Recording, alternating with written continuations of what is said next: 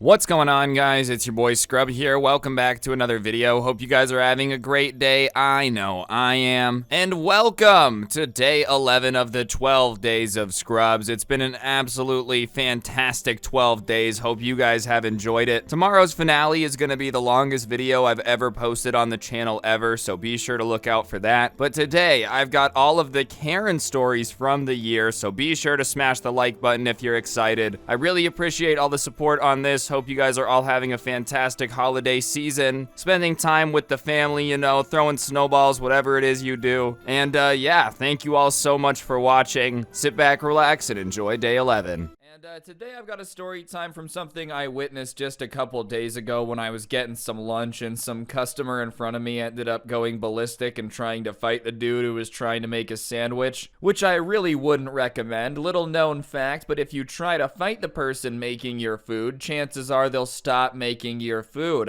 You heard it here first. Don't punch the chef if you want dinner. I know most of you guys are like, that's obvious. Apparently it wasn't to this dude. Regardless, I knew it would make a pretty good story time. So, yeah, without further ado, let's get right into it. Alright, so I was feeling pretty hungry one day, and I decided to go get myself a sandwich from one of the places that make sandwiches. I won't say which one, but it should be pretty obvious which place is very well known for making sandwiches. But anyways, when I go into the store, I walk into a small line, which isn't surprising. It was right around lunchtime, so I'm just gonna wait. Obviously, I'm not gonna be like, is there a fast pass for this? That's not how it works. So I get in line, and the two people in front of me is an older lady and then like a college-age dude with a beanie on, which only stood out to me because it's like 103 degrees outside. Actually, as the time of making this video, it's 104 degrees, and this only happened a few days ago, so it's really hot, which I didn't expect people to be rocking the beanies. I mean, to each their own. If you're trying to make a fashion statement, good for you, but wearing a beanie in 103 degrees is just a weird fashion statement. I'm trying to make a statement. Global warming is gonna make the polar bears feel like me wearing a beanie. Either way, the lady orders, no issue, because she's just trying to get a sandwich. But then this guy steps up to order, and I don't know if the beanie was restricting blood flow to his head, or if he had just forgotten how to talk to people. But he opens up with arguably the rudest beginning to an order I've ever heard. And I worked at a place where I took orders, so I have some experience getting yelled at or told rude things while taking an order. And even I couldn't believe how hot this guy came in, dude. It must have been the beanie. Usually when I come in here, you guys are idiots and get it wrong. And that's all he says, which is not a very good sentence because I don't really know what you want the worker to reply to that. Like, okay, I'm sorry that usually when you come in here, we get the order wrong. I'll try my best not to make it happen. And it's also rude, so the worker's just not going to want to get your order right. Like, listen, if I worked at this place and somebody came in screaming at me for always messing up their order when I'd never made them anything before, I would just purposely mess it up to mess with them. I know, corporate everywhere is gasping, but like, it would be kind of funny. Come on, you just troll them. Either way, the worker is trying to be nice, having more patience than the average bear, and is like, I'm sorry that happened. I'll try my best to make sure that I don't mess up your order. I've never done that before. And they didn't really have to do all this. They could have just been like, wow, that's insanely entitled. But what was really funny about this to me too, and it stood out to me, is this was one of those places where they make the sandwich like right in front of you. So I'm sure there have been times before where the people have messed up a sandwich. However,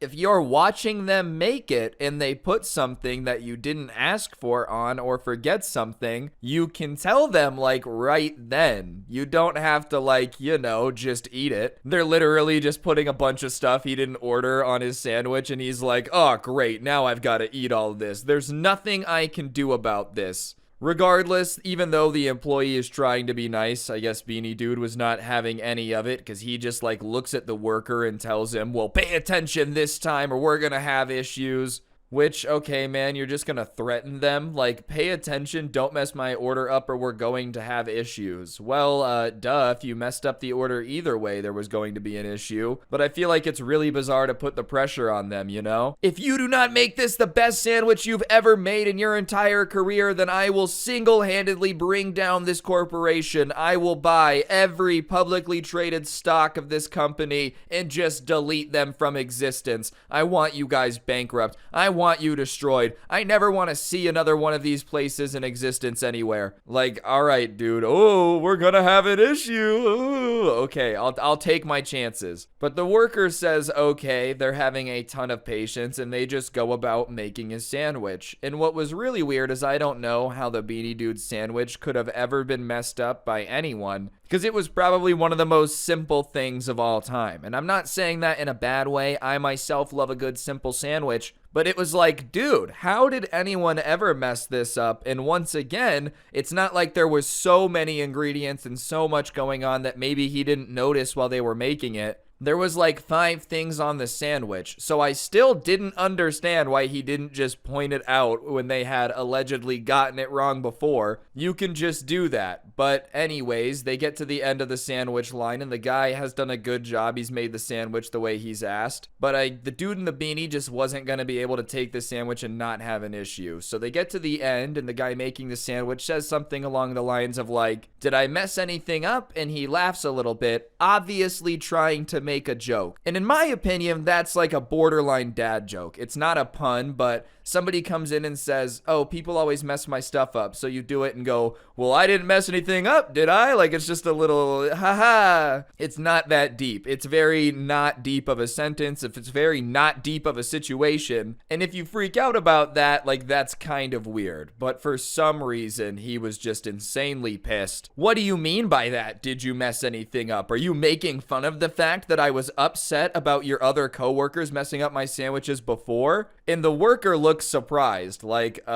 dude, how are you extrapolating literally any of what you just said from what I said? Because all I said was some silly little joke about, oh, I didn't mess up, did I? And in your mind, you somehow made the jump to like, oh, he is making fun of me for having a negative experience and trying to defend his coworkers. I will make him pay for his mistake. Boop, boop, beep, boop, boop, Terminator Karen mode. But Beanie Guy starts to go off about how he might as well file a 1-star review and call corporate because clearly everyone in this store was out to get him. And I think it's insane that you could think you're important enough for the staff at Subway to be secretly colluding against you. Do you understand how annoying you would have to be in a Subway? On a day-to-day basis, for everybody that works there to know who you are, decide you're annoying, and then instead of just dealing with it, secretly start messing with your sandwiches. Like, that is so many levels of stuff that didn't happen happening. Maybe if you were like Brad Pitt and you frequented this Porta Subs, maybe if you were like Angelina Jolie at this Jersey Mike's, it would be one thing. But I don't think that they're just paying attention to some random dude that comes in, unless you are the most annoying person on earth. And at that point, you've probably already filed a 1-star review and reported everyone to corporate anyways, so what's one more time? But the worker isn't really enjoying being yelled at, and he just tells the guy to like, please calm down. There's no reason to be yelling at him. And the beanie guy is like, please calm down. Please calm down. I will fight you right now. And he was mad before, but now he had turned into that turning red, spitting while you're screaming mad. Like when somebody's so mad, they just start to not make sense with the stuff they're yelling. Like when someone's so mad, they're yelling threats, but their brain can't really compute the entire sentence. He's looking at the worker and just making threats like, dude, if you don't come out from behind there right now, I'm gonna hit you so hard that your leg's gonna stop working.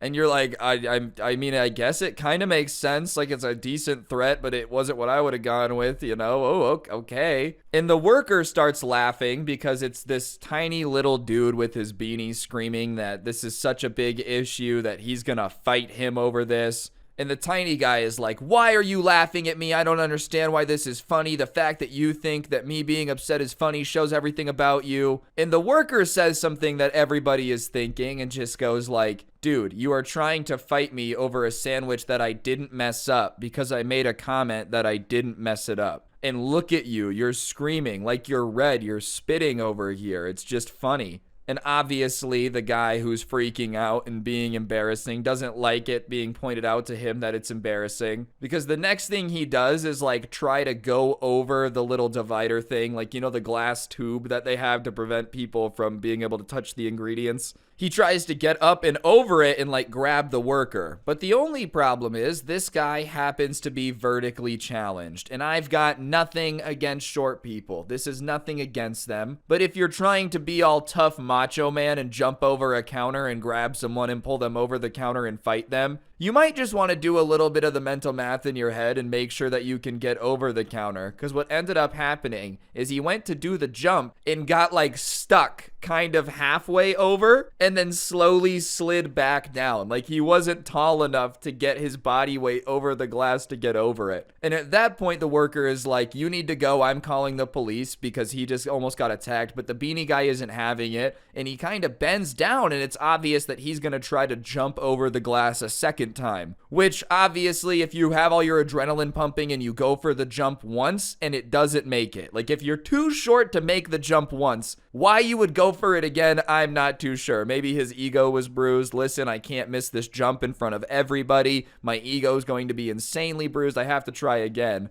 And he tries for it, and it doesn't happen. He does get a little higher, but it's still not enough. But this time, as he's kind of stuck at the top before he starts sliding down, the worker reaches over, and I thought the worker was going to hit him. I was like, here we go. It's about to be a brawl situation. But no, instead, the worker just grabs a fistful of his beanie from the top of his head and pulls it right off. And when the beanie comes flying off, the only thing I can say is that the dude's hairline was not the best. And I'm not gonna make fun of anyone that's balding. My dad's bald. Like, it is what it is. I don't think people have any control over when they lose their hair. So like, I'm not gonna say that it was his fault that he was balding. But in this situation, if you've tried to attack somebody twice and they just ripped off your beanie and they see that you have a bad hairline, obviously they're going to lay into you about it. And it's just, you know, it's reality. Like, it doesn't really matter whether or not it was cool for him to make fun of his hairline. This guy did try to punch him twice. He just ripped off his beanie, sees the hairline, probably does an assumption that the guy's wearing the beanie because he doesn't like the hairline, and he just goes, oh man, look at that hairline.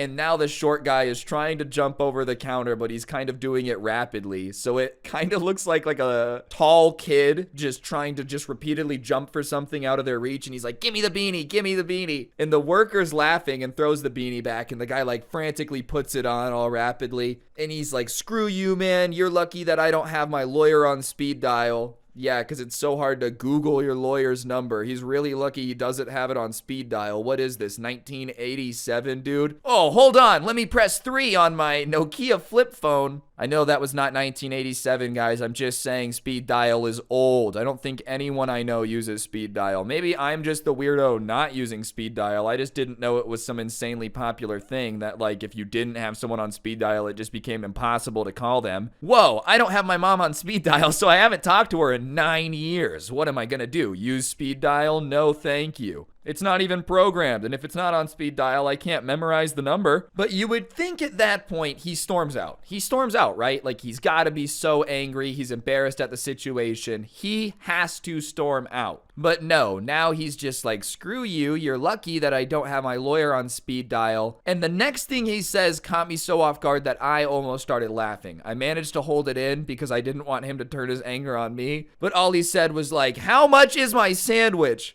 Which, listen, you just tried to fight the dude making the sandwich. You just got your hat ripped off when you were trying to attack him the second time, and you're still gonna ask for the sandwich? On principle alone, you should have walked out of the store. Like, there's no reason for you to think that they're going to still sell you the sandwich, and you just shouldn't want a sandwich from a place that's employing people you wanted to fight. And the worker is kind of shocked that he even had the nerve to ask for it. And so he asks him, well, what makes you think that I'm even going to sell you the sandwich? And the beanie guy says something along the lines of like, well, I ordered the sandwich and I'm a paying customer and it's already made, so just give it to me. And the worker does probably the coolest move that I've seen someone do in one of these situations. He picks up the sandwich that's wrapped and he goes, oh, this sandwich? And the beanie guy says, yeah, that sandwich. And he unwraps it. and just takes a giant bite out of the corner, which ruins it for that guy.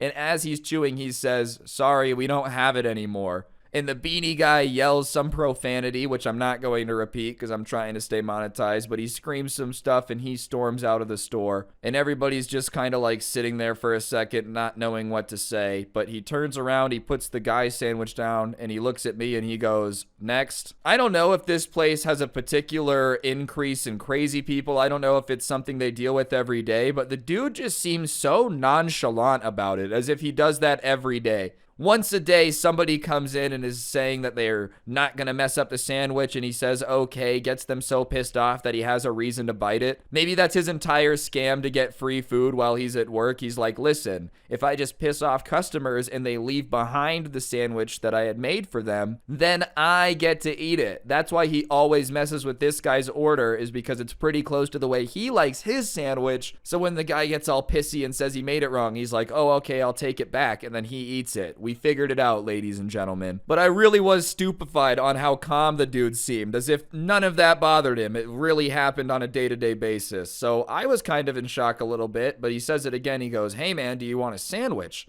And so I say yes, because I did want a sandwich. That is why I was here. I didn't realize that I was going to get food and entertainment in one swift go, but it did kind of snap me out of watching the fight. I don't know. So it worked. He got my attention and I did want a sandwich. So I step up and I start ordering the sandwich, and I'm just not saying anything about it because I didn't want to draw more attention to it. And I also expected him to say something about it because he was the person that had it happen. And we get through the entire sandwich making process and he still hasn't said anything. So I'm starting to be like, dude, does this happen all the time in my head? Because he literally went back to normal, and so did his coworker. So it wasn't like he was acting normal because, I don't know, shock or something, and his coworker was talking about how crazy that was. They both just were acting as if everything was normal. In fact, they both seemed bored. I understand working at this place was probably boring, but you would think after that there'd be some excitement in the air, a little bit of electricity. Nope, they both acted like they had been there for 70 hours straight and just wanted to do nothing other than go home. But we get to the end of them making my sandwich and I have to say something. So I think I asked, like, does that happen a lot? You guys seem cool about it, or like, are you guys cool with how that dude acted? Everyone seems calm. And they both looked at me and they just started to explain that in the last 2 years, people have just started acting crazy with them, and that compared to some of the stuff that's gone down, that was relatively calm because at least he left. And I didn't really know what to say to that. I don't feel like the job is worth it at that point. Obviously, they're doing it because they got to be doing it, but there's got to be another job that they can get where that's not normal. Just some dude trying to attack you over his sandwich in a beanie in 105-degree weather should not be something that you're super used to. But I just kind of said, well, thanks for the sandwich, paid for it, and left. And they were like, yeah, it kind of sucks, but it is what it is. Have a good day. But yeah, anyways, beanie dude tried to fight the guy making his sandwich over, I don't know, the fact that he didn't mess up. I'm still trying to think about it and understand why that made him so angry. Haha, I didn't mess up your sandwich, right?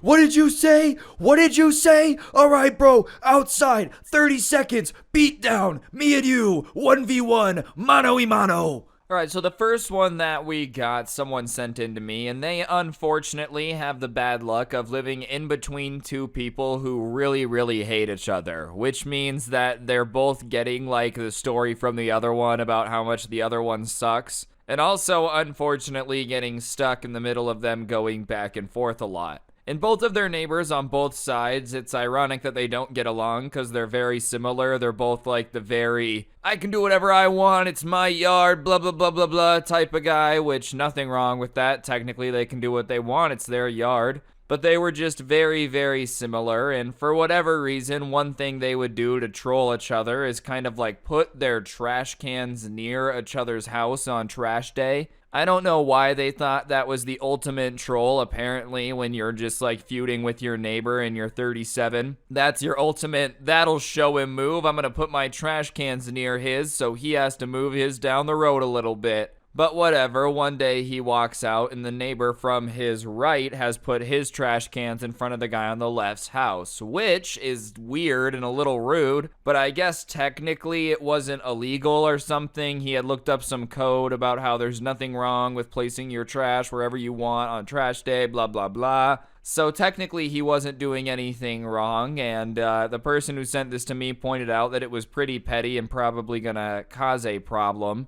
And the guy's like, yeah, that's the point, but maybe it'll teach him a lesson. And as they're standing there talking about it, the other neighbor comes out and he's like, what are you doing putting your trash cans in front of my house? I'm not gonna have enough room to put my trash cans there. And the guy's like, well, tough crap, you should have thought about that before you started feuding with me. I told you I would teach you a lesson. I love that he really thought this was the trump card of, like, teaching people a lesson. Oh yeah, you wanna mess with me, pal? I'll put my trash cans in front of your house and make you have to move yours elsewhere. And they start going back and forth with the other neighbor pointing out that this isn't really that much of a lesson. And the guy, the subscriber who sent this to me, not wanting to be caught in the middle, starts turning around to walk back to his garage and go inside because he doesn't want to get caught in the middle of this at all. And the other guy says, well, can I put my trash cans in front of your house since this guy put his in front of mine? And he just looks at them both and goes, and they're both giving him the look of like, please be on my side with this. And the person who sent this in decides to go with probably the smartest answer in this situation, considering they're both pretty crazy and petty. He says, well, I guess there's nothing illegal about it and I can't really stop you. And he keeps walking inside. That way, he's like not being a jerk and saying no, but he's also not making the guy petty enough to look up the law about trash can placement hate him either. He's just kind of pointing out that there's nothing wrong with that technically. And he goes back inside and he can hear them outside while he's inside still yelling back and forth about how this was unfair and technically if it was legal it didn't mean it was right and blah blah blah blah blah. And the guy's like, yeah, well, tough crap, what are you gonna do about it? Call the cops, I don't care. And then he hears them both go back inside. And so he's kind of confused as to why all this has gone down the way it is. I don't really know why you would go out of your way to be this petty to a neighbor, especially when they don't even live next to you. Like, one house removed is far enough away where you can just pretend that person doesn't exist. Maybe this guy's neighborhood, they're like living on top of each other or something. But I feel like I could ignore somebody that lives one house away from me pretty easily. If they're not like across the street or right next to me, I'm alright. Even if they really suck. But whatever, later in the day, he hears the recycling truck come, which means they can go bring the cans in because the trash truck came earlier in the day. And so he goes out and he goes to pull his cans in and he sees that the neighbor did end up putting his in front of his house. And he's pulling his cans in and both of the neighbors come out to get their cans because they must have heard the truck as well. And immediately he just gets a bad feeling that they're gonna start fighting again because they start walking each other with that like middle-aged dad sass. You know, when they like have their hands on their hips, like they're taking in the situation very seriously and like sauntering towards each other. Like that's kind of what they've got going on. And so he starts rolling his eyes, getting ready for it. And sure enough, they like go to pass each other to grab each other's trash cans because the one whose driveway had been blocked had to walk to the subscriber's house to get his. And this guy had to walk in front of that neighbor's house to get his.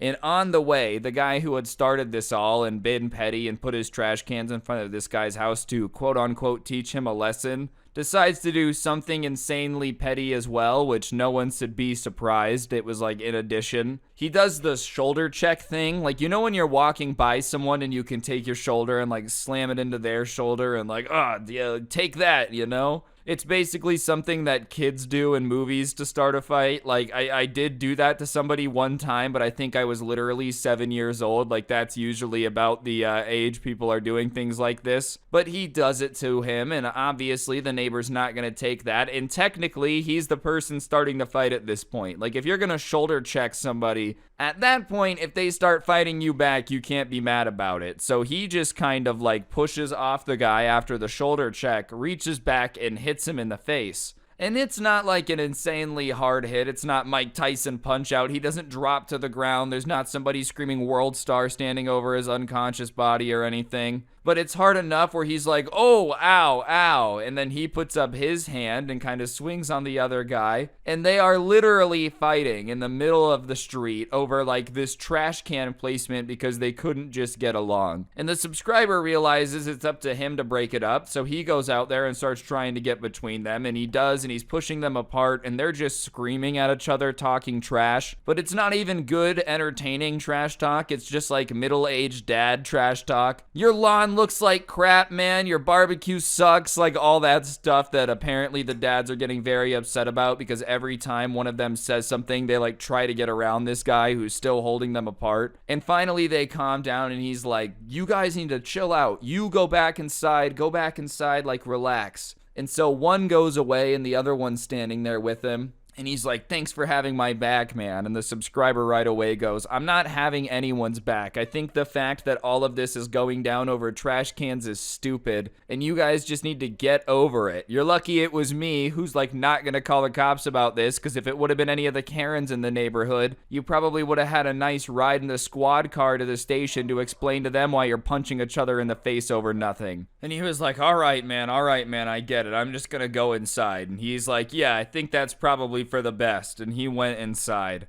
And in the week that followed, he didn't mess with the trash, but he came to him saying he might mess with them the week after. And the subscriber told him straight up, like, if you do that, just make sure I'm not outside because I'm not doing that again. And he was like, yeah, sure.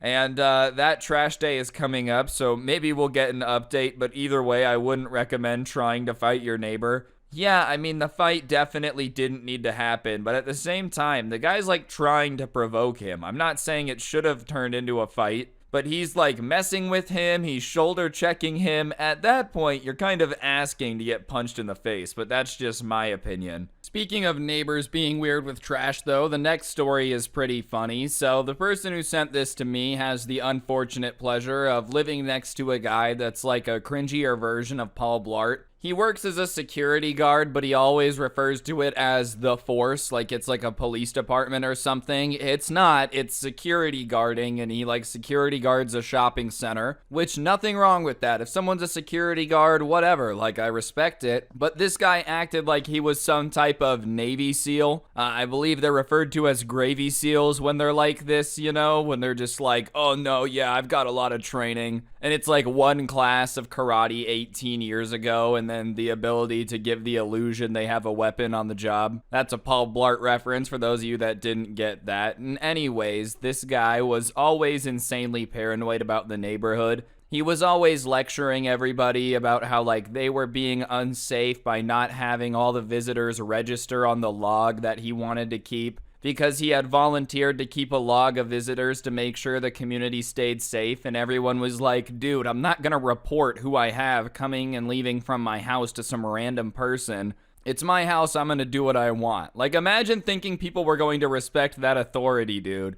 You can't have friends over unless they registered it with me. No, it's my house, I'm gonna do what I want. Like, imagine. Obviously, that didn't make him too popular, but he was very upset that people weren't willing to do that, and he would lecture people about how they were being unsafe. And on top of that, he would be really annoying. Like, if any kids were outside playing or something, he would go out and interrogate them, asking what they were doing to make sure they weren't up to any crime. And this would be kids that are like 8 years old playing hopscotch or something, and he'd go out there with a bright flashlight and be like, what are you guys doing? Are you guys up to no good? You're not gonna steal anything, are you? And they're like, I learned how to read today, you know? That was the level that he had going on. And a couple of the older kids decided that they were gonna mess with him, and they bought this cardboard cutout of Harry Styles. One of them worked at this like music store that had one of him, and so they were getting rid of it, and so he took it home. And they decided they were gonna just start placing it around the neighborhood and like reporting to him that there was some weird dude, and just see how much they would get him hyped up about this cardboard cutout. So one night they place it at the end of the street and they take a picture of it, and the next day they see him and they're like, we have to report to you a strange man that we saw in the neighborhood. We understand that you're gonna keep us safest, so here it is.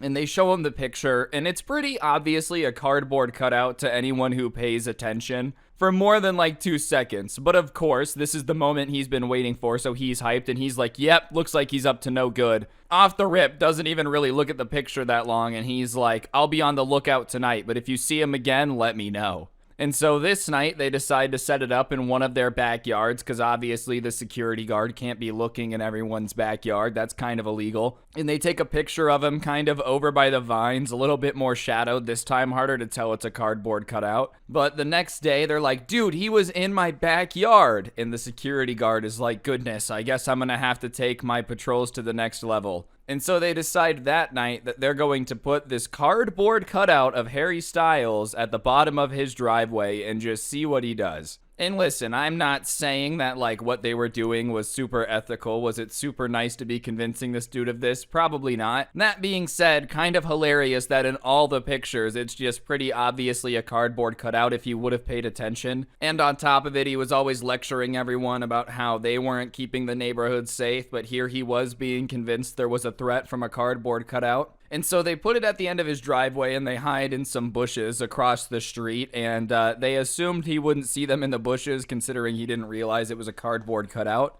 And at about 10 p.m., he comes out of his house, takes 2 steps, sees the cardboard cutout, and calls out, like, "Who are you?" And obviously, it's a cardboard cutout, so it doesn't respond. And he says something about, like, gonna play the strong silent type, are you? Identify yourself. And once again, the cardboard cutout does not respond because cardboard.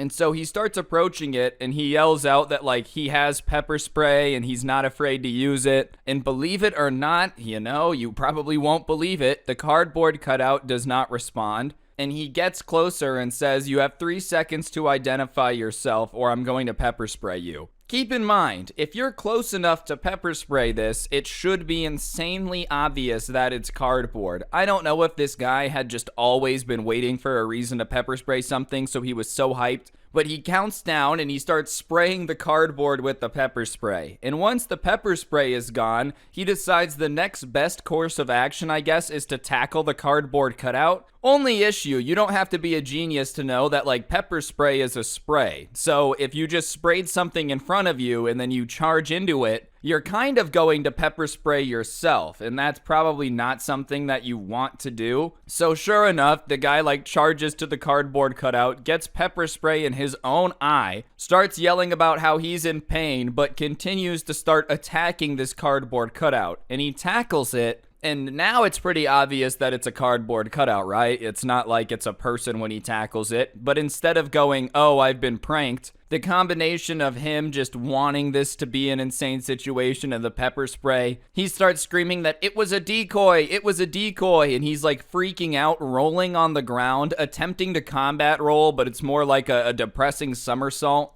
And it gets to the point where them trying to hide in the bushes are like trying not to laugh, but they really can't hold it in anymore because they're watching this guy that claimed to be this like, super tactical dude just literally fighting himself on the ground, convinced there's a decoy, doing rolls after he pepper sprayed himself. But as soon as he hears laughter, he looks up and he's like, "Who is that? I'm coming over," and like starts trying to stumble across the road. He can't see super well because, pepper sprayed himself, so they just take off running and he's like, they're running. I don't know who he's talking to, but sure enough, they get away, and they're laughing their butts off when they get back. They really can't believe that all happened. It looked like something out of a Three Stooges moment. And the next day, he sees them, and instead of putting 2 and 2 together, he's like, "Whatever stranger has been walking around the neighborhood used a cardboard cutout to trick me while they escaped last night." He hadn't even put 2 and 2 together yet, ladies and gentlemen. He was convinced that someone was just dressing up like this Harry Styles cardboard cutout to walk around the neighborhood, and they were using the cardboard cutouts as decoys to trick him and throw him off track. Cause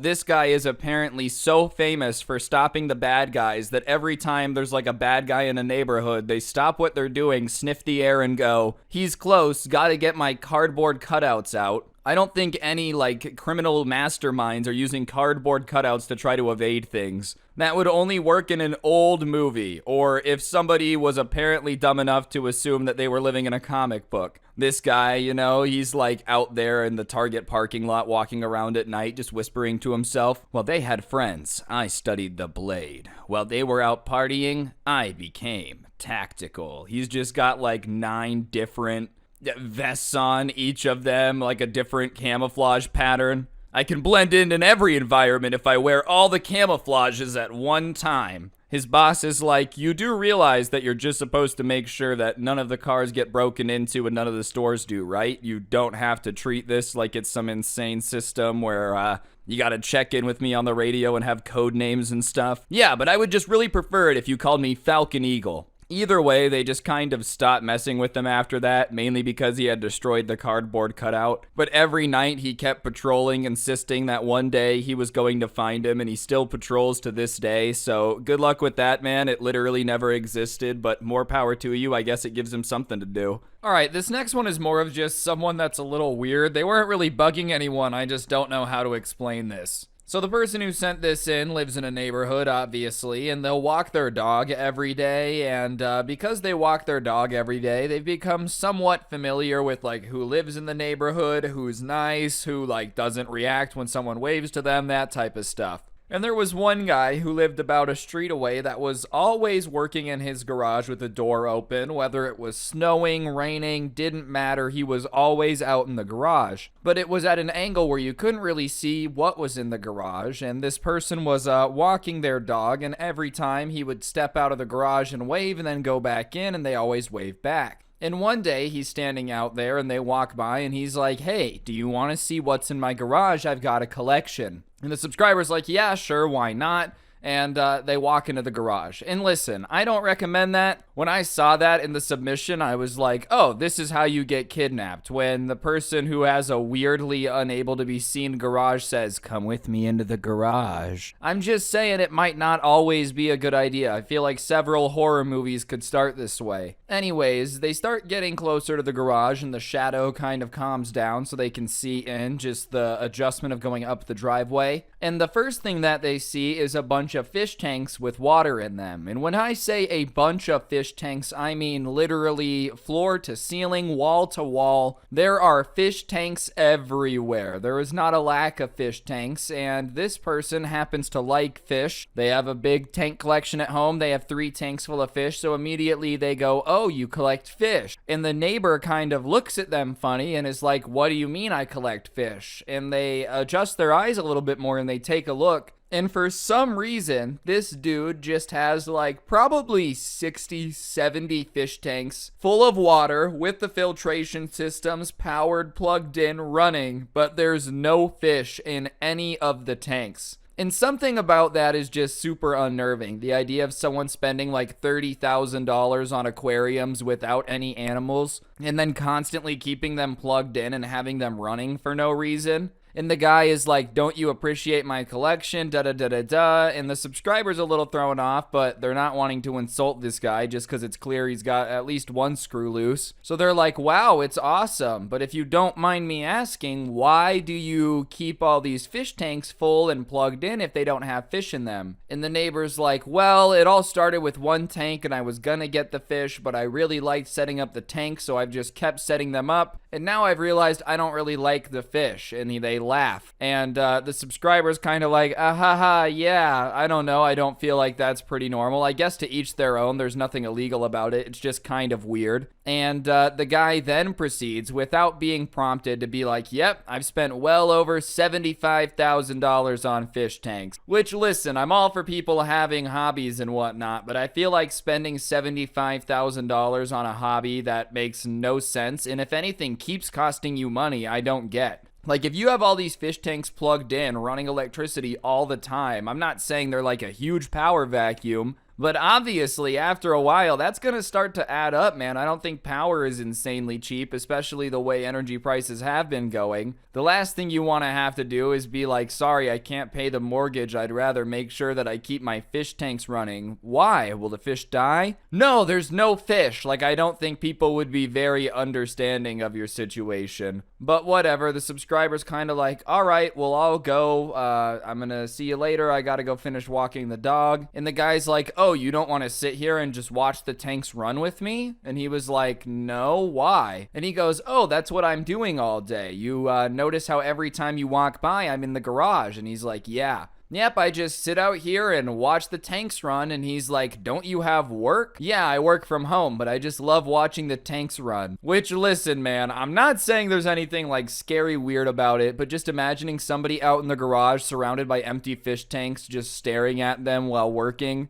I don't know. It's just a little bit unnerving. And like this person might be a part of the simulation in like a glitching robot kind of way. Just a very bizarre thing to get into. And so the subscriber's like, all right, well, have fun with that, and left. And was just kind of like, that was weird more than it was scary. They weren't afraid of him or anything. But just out there to be spending $75,000 on something that does literally nothing for you because you don't actually want the fish. Fish tank seems like a weird hobby for someone that's not a fan of any aquatic animal. All right, this last one I just thought was really funny. So this person lives in a neighborhood, and I don't know why I keep saying that. Obviously they do. Anyways, they have room between their neighbors and them to the point where you can't hear anything going on in the other's house. And his brother's bedroom is on the side near this Karen neighbor that just always has something to complain about. And he was in the band, and so he was practicing his instrument, and he had the door closed and the window closed.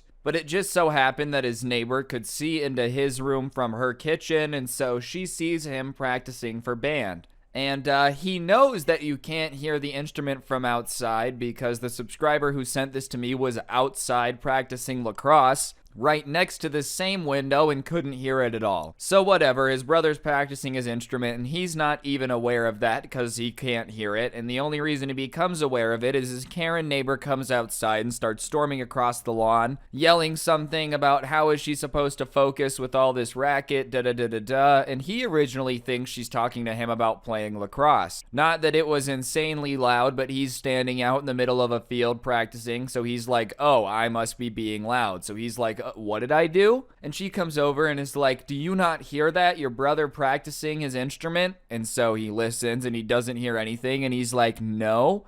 Well, I can see him practicing from my kitchen, so I know that it's making noise and I can hear it. And he's really confused by that because it just makes no sense. Like, you can see him playing the instrument, so you know you can hear it, but you can't hear it. Well, under that logic, like, you could watch somebody in a soundproof room do anything and be like, well, I can imagine it, so therefore I'm hearing it. That's really not how it works, though. And she demands that he stop practicing his instrument. And he's like, well, I don't know if he's actually going to do that. And it just so happened that his parents were out of town, and she's like, well, go tell him to come talk to me. So he goes inside and he goes into his brother's room and he explains the situation, and his brother smiles and is like, hey, you want to see me piss off the neighbor? And he's like, yeah, of course. And so he picks up his instrument, which was a trombone, and he goes out onto the backyard, onto this porch thing, which is like 2 feet above where they were talking to the neighbor. And the neighbor's like, is that the thing making that racket? And he says, I know you can't hear me from in the house. Like, come on, why are you doing this? And the neighbor says, once again, like, well, I can see you playing it, so I know it's making noise. That doesn't make any sense. But as she's talking, he just puts the trombone to his lips and just plays a loud noise.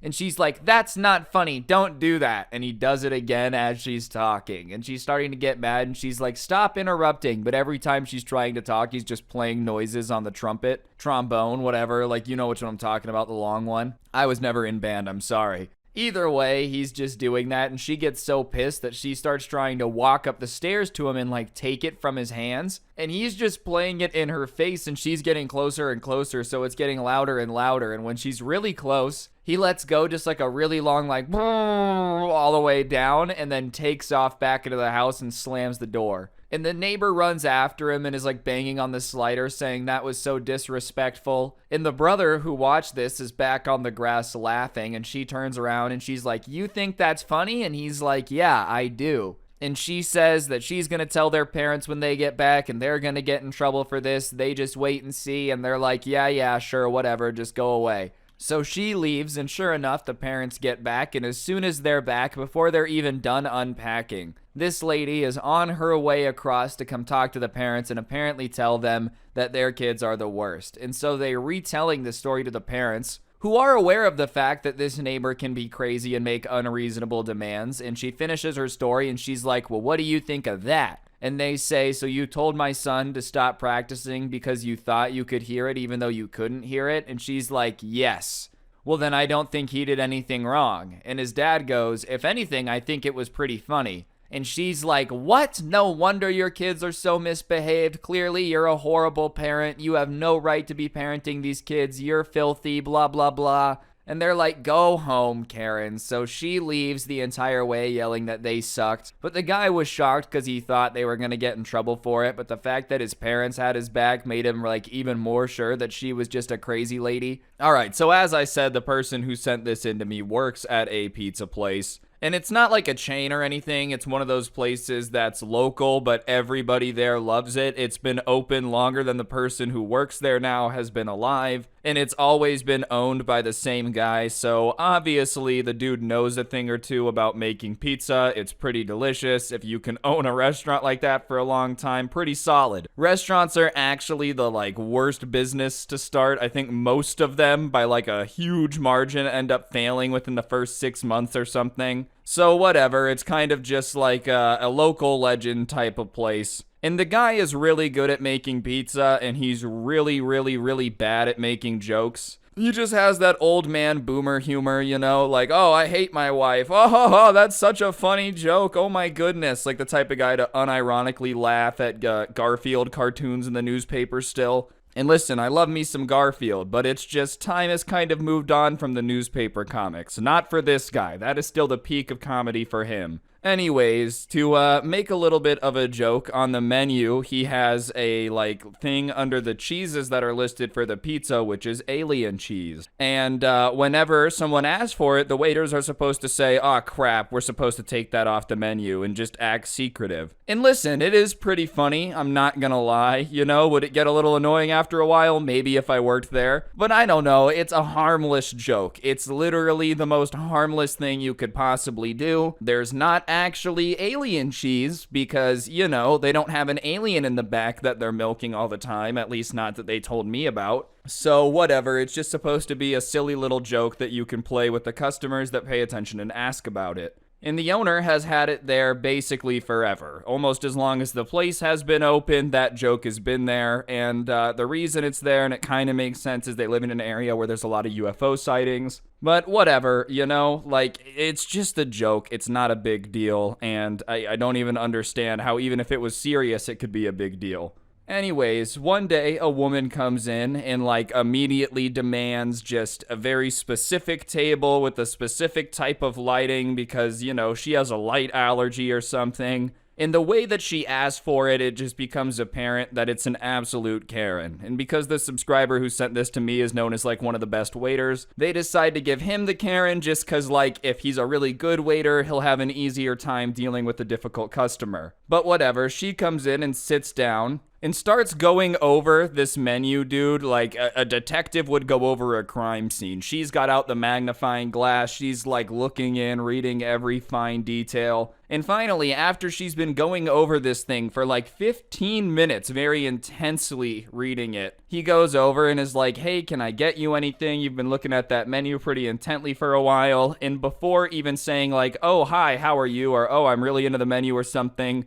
without even looking up, she goes, "What is alien cheese?" In the way that she said it, it was almost like she was offended by it. So instead of rolling with the joke, the subscriber just decides to be like, "Oh, it is a joke." So he says that like, "Oh, it's just a joke the owner has, you know, since the town's kind of known for aliens or whatever. It's just supposed to be a silly joke. We don't actually have alien cheese." And the lady is like, "What do you mean you don't have alien cheese?" And the guy is kind of confused at that question, not sure how to answer it, because it's a pretty obvious answer to the question. What do you mean you don't have alien cheese?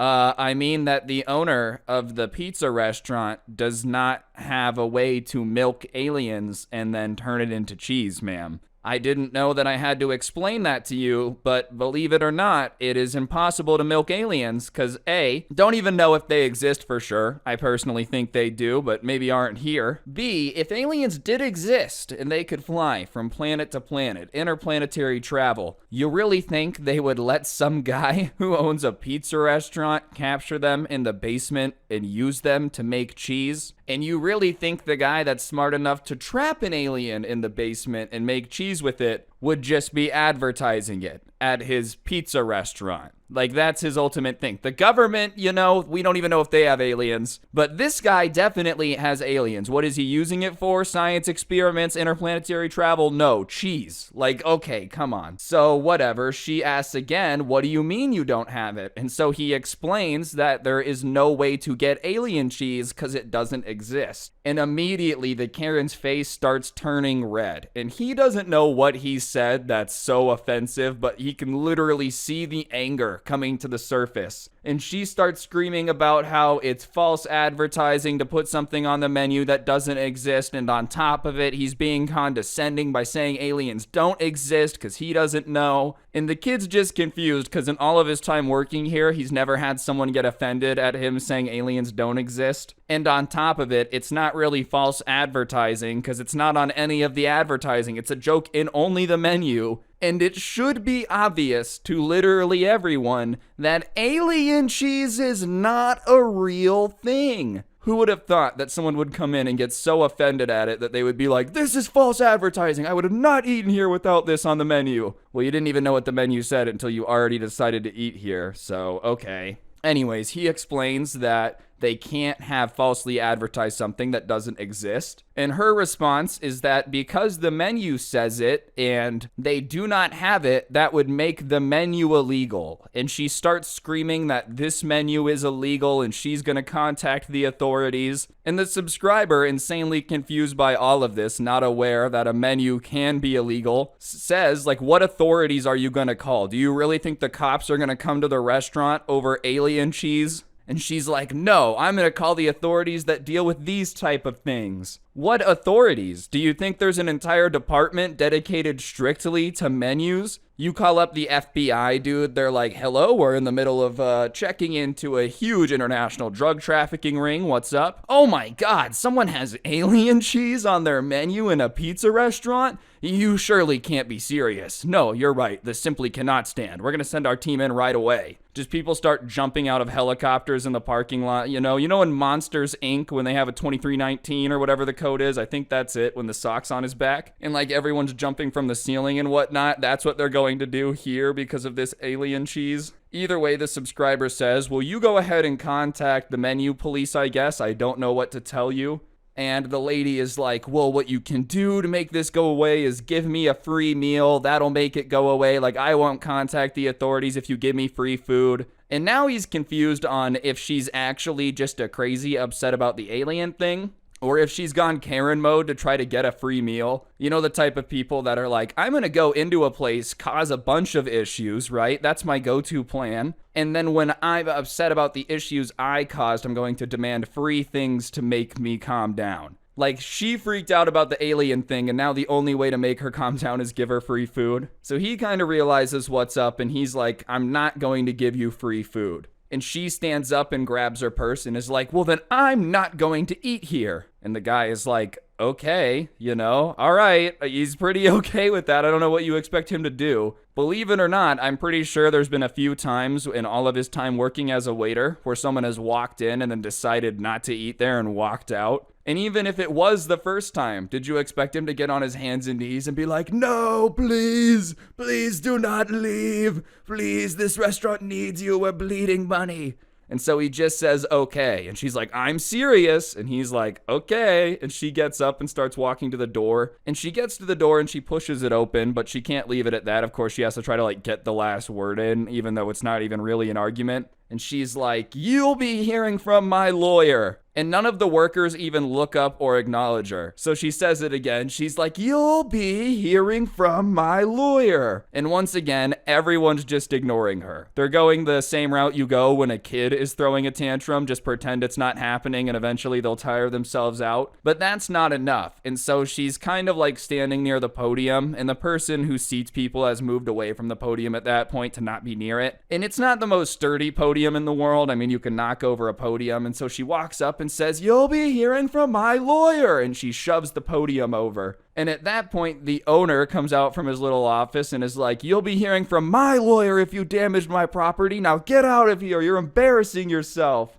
And she ends up walking out. And of course, everybody is like, bro, that was nuts. That's one of the craziest customers we've had yet. And then everyone starts mimicking her and being like, the menu's illegal, the menu's illegal. Listen, I just feel like, sure, technically they are advertising something they don't have, but it should be obvious that they don't actually have alien cheese, all right? It's really, really obvious. And the owner had only come out and told them to leave, like he didn't see the entire thing, so he pulls the subscriber into his office and is like, all right, tell me what happens. So obviously he gives him this huge breakdown, and at the end, the owner kind of like takes a deep breath and puts his head in his hands, like a You know, I've had that joke for a long time, and while I think it's funny, this is not the first time that someone's gotten mad and tried to break something because of it. Which, listen, that is so funny to me, bro, that apparently this alien cheese joke, which is kind of corny, if anything, right? It's a pretty dad joke type of joke, has offended more than enough people for them to just like freak out and start breaking things. Like, what are these people doing, bro? Seriously, who's just sitting there like, this alien cheese thing has gone too far? And how often has this happened? If it's enough for him to take a deep breath, is it like a regular occurrence, you know? Does he have it in his insurance policy or whatever? But he's like, all right, well, I'm glad you're okay, thank you. And the next day, he comes into work, and there's new menus on the table, and he starts looking through it, and apparently the alien cheese joke had been removed. So unfortunately, in this instance, Karen won the day because they ended up taking it out. I wonder if just the threat of a lawsuit scared the owner. He's like, I don't even want to risk being sued. Or maybe it's the fact that at this point, there's just a chain of destruction over this alien cheese joke, and I don't get it. Like, why are people so mad about it? Maybe I'm stupid, and it's just going right over my head, but I just don't understand why this would make you so upset for any reason. Alright, so like I said, this story was sent in to me, and it was a Saturday morning, and obviously this person was at the skate park doing their thing. And if you've ever been to a skate park that's like at a busy park on a Saturday morning, it can be pretty packed. You've got a bunch of people that like really know what they're doing, you know, you got a bunch of little kids on razor scooters, you got a bunch of dudes on bikes. It just tends to be like everybody's there to get their, skating in on the weekend. So it can get pretty hectic. And at this particular park, there was a huge amount of like little kids of razor scooters on this particular day. And obviously the skaters were doing their best not to, to have many interactions. But little kids on razor scooters tend to not be paying very much attention. You know, they're just little kids at the end of the day, so they tend to kind of get in your way and whatnot. And even if you're trying to avoid getting in an accident, sometimes it happens. Well, there was this like grind box in the corner near the entrance, right? And I guess a bunch of people had been getting snaked all day by these little kids on razor scooters, and that's where all the skateboarders were kind of sitting, like on this grind box. And I guess one of the skateboarders had come up and said something along the lines of like, these damn little kids are really annoying, except he said another word that was pretty descriptive. He said these kids are fucking annoying, which all in all, probably unnecessary, but not the end of the world. If you're used to skating in an empty park and all of a sudden there's 80 kids on razor scooters that are getting in your way, yeah, it's probably a little bit annoying, Do you need to be saying it loudly in the skate park around the kids? Probably not. But I guess a mom ended up overhearing him because she came storming over all like, what did you just say? And, this dude was just not gonna back down in the moment. So he looked at the lady and said something along the lines of like, I said that your kids are really annoying. And the mom, in response, instead of being like, well, we all pay for this park, it's public property, you just have to deal with it, which would have been the good response, says, well, you're not allowed to be here anymore. And obviously the skateboarder at that point is like, what are you talking about? I'm not allowed to be here anymore. And the mom starts to go on this rant about how, like, the skate park was paid for by taxes, and she pays taxes, but he probably doesn't pay taxes because anyone in the skate park's unemployed, so, if he's not paying taxes, he has no right to use it. And the skateboarder is kind of confused because it came out of nowhere, and he replies, he's like, well, I actually do have a job, and I did last year, so I do pay taxes, so I guess I'm not leaving, And then he said something along the lines about how, like, this lady just needs to mind her own business because clearly she's too dumb to tell people to leave the skate park. And obviously, he didn't need to say that either. It ticked off a little bit more of an argument. But at the same time, I'd be calling somebody stupid too if they were like, you don't pay taxes. Little do they know I do. Either way, at that point, point, Super Karen here decides to take matters into her own hands, and she goes, "That's it, you're done." And she grabs his skateboard and starts to leave, right? And a bunch of other skaters at that point kind of like block her, and they're like, "Whoa, whoa, whoa, you can't just take his skateboard and leave. Like, that's not how it works." And she goes off again about how, you know, she pays taxes and the taxes are the reason that the skate park is here. And they're like, yeah, whatever, nobody cares. Even if that's true, you can't take his stuff. Like, if you pay taxes for the roads, you can't steal someone's car. And she just tries to push past them. And at that point, they don't want to be like pushing this lady, because that just is not a good thing, right? You shouldn't want to like shove anybody. So they just move out of the way. So she's taking his skateboard and leaving, and another skater runs out and tries to grab the board back. Well, the soccer mom lady turns around and like swings the skateboard at the kid who was running to grab the board. And so he jumps back to dodge it, and when he jumps back, his skateboard goes flying. Well, the lady snipes that one up too. So now she's got two skateboards, and she's like making an escape towards the parking lot to get in her car. And at that point, the two people are like, "I need my skateboard." And, you know, for those of you that don't know, like a skateboard, if you got some nice trucks, a solid deck on there, a nice pair of wheels, they're $150, you know. It's not like a car or anything, but it's definitely not something that you're just going to let somebody leave with. So those two guys start running out into the parking lot after her, and the soccer mom starts running. And obviously it's just chaos, so all the skaters go off to watch it, and the mom throws the two skateboards in her car and goes to leave. The only problem is, I guess this lady had forgot her kids, because she gets in the car, and then she rolls down the window a crack and starts screaming about how, like, she can't leave without her kids, she can't leave without her kids. And the skateboarders are there, and they're like, "Okay, fine, give us back our skateboards, you can't leave with our skateboards." And she's like, "I'm gonna call the cops, you guys are threatening me." And they're like, "We're not threatening you, just give us the skateboards. Like, no one's gonna prevent you from leaving or taking your kid, we just want our stuff back." And she's like, "Let my kids get in the car, let my kids get in the car." And these two like 8-year-old kids start to push through the crowd with their Razor scooters on, and they get in the back seat. And none of the skaters do anything to the kids. They don't take the Razor scooter, they don't like flick their helmet or anything, because it's not their fault that their mom decided to like steal their skateboards, right? Everybody's kind of aware that these kids have nothing to do with it. And so you would think that the mom would be like, "Okay, these kids let my, kids in the car and there's no issue. Clearly they don't want to hurt us at all. They just want their stuff back. I'll just give them the skateboards." You know, the only reason they're even around the car is because the lady has their stuff. Well, she just starts trying to back out. And this is definitely stupid. Nobody should ever do this. But one of the guys whose skateboard has gotten grabbed at that point just launches himself onto the hood of the car and just grabs on, right? Like, you know, in like a comedy movie when someone's on the hood and they're like, "Stop the car," you know, that's basically what's happening. And he starts screaming, "Don't leave without my skateboard." Well, that freaks the mom out, obviously. I mean, you know, whether or not she's in the right or wrong, you're going to be surprised when somebody jumps on the hood of your car. So she stomps on the gas, so she like flies out of the parking spot. Thank God nobody's behind her, but now she's going backwards, like with this guy on the hood, and he's like, "Give me my skateboard." And finally she stops, and like the back door opens, and one of the little kids throws the two skateboards out, right? Like, I guess at that point she just decided to send it. And at that point the guy gets off the hood of the car, right? And she just peels out of there. And obviously, like I said, you know, the person who sent this into me had nothing to do with like jumping on the car. That was a really stupid idea. That's how you turn getting your skateboard taken into like a trip to the hospital. And even then, dude, like, I don't know, that just probably was not the best idea. Obviously the lady didn't have the right to take your stuff. I'm not gonna sit here and defend that. But at the same time, yeah, if someone's trying to leave the scene and you jump on their car, they're probably gonna slam on the gas and try to get away, and that's probably not a very good thing if you're hanging onto the hood of the car. So whatever, they grab their skateboards, you know, and all the skateboarders start cheering as if that's like a great thing, you know, as if that's a massive W. And as they're cheering, they turn around, and like, it was one of those parks where people would play sports games on the weekend. That's why it was so crowded.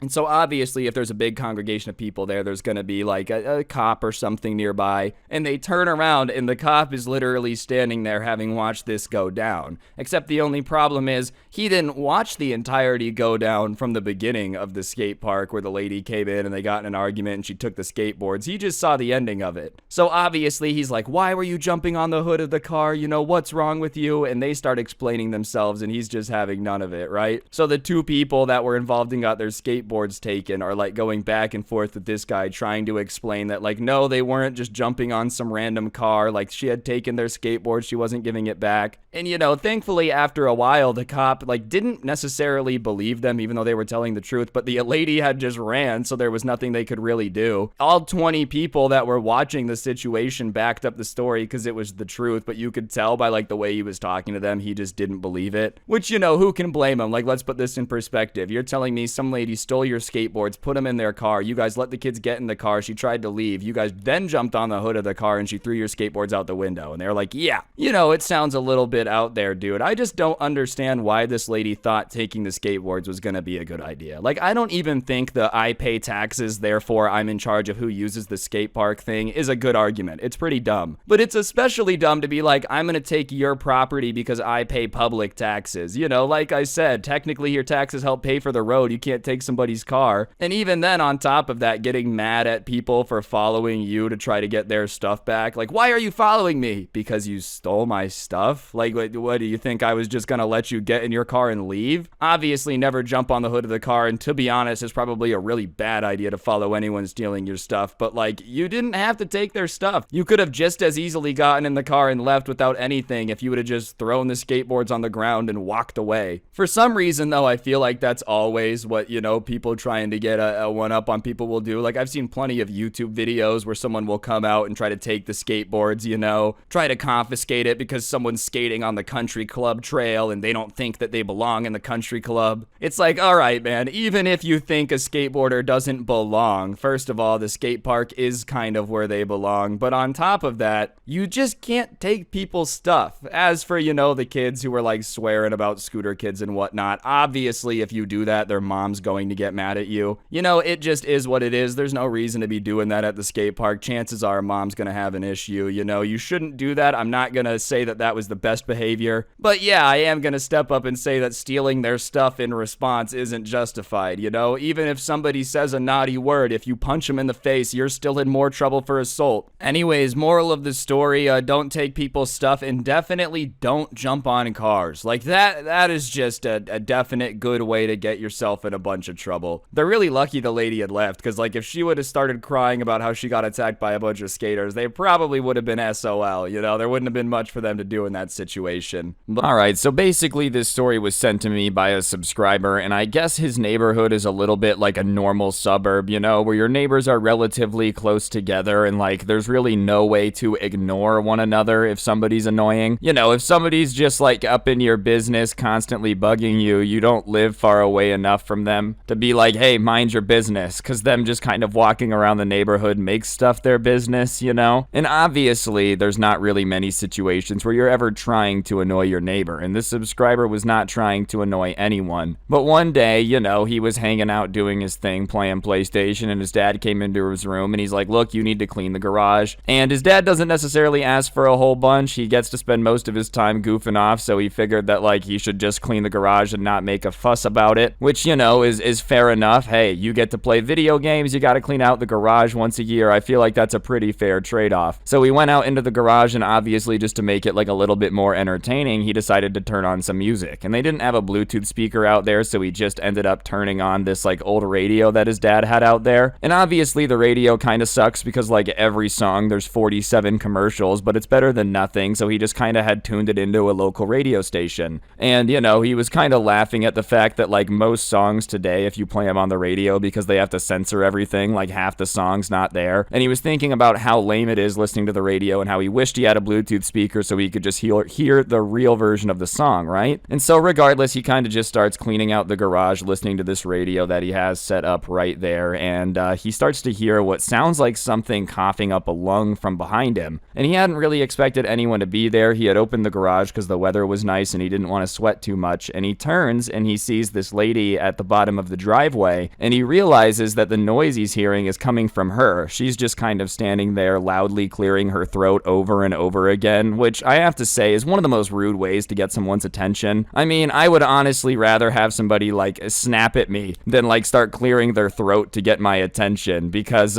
you know, obviously they're both insanely rude, but like there's something about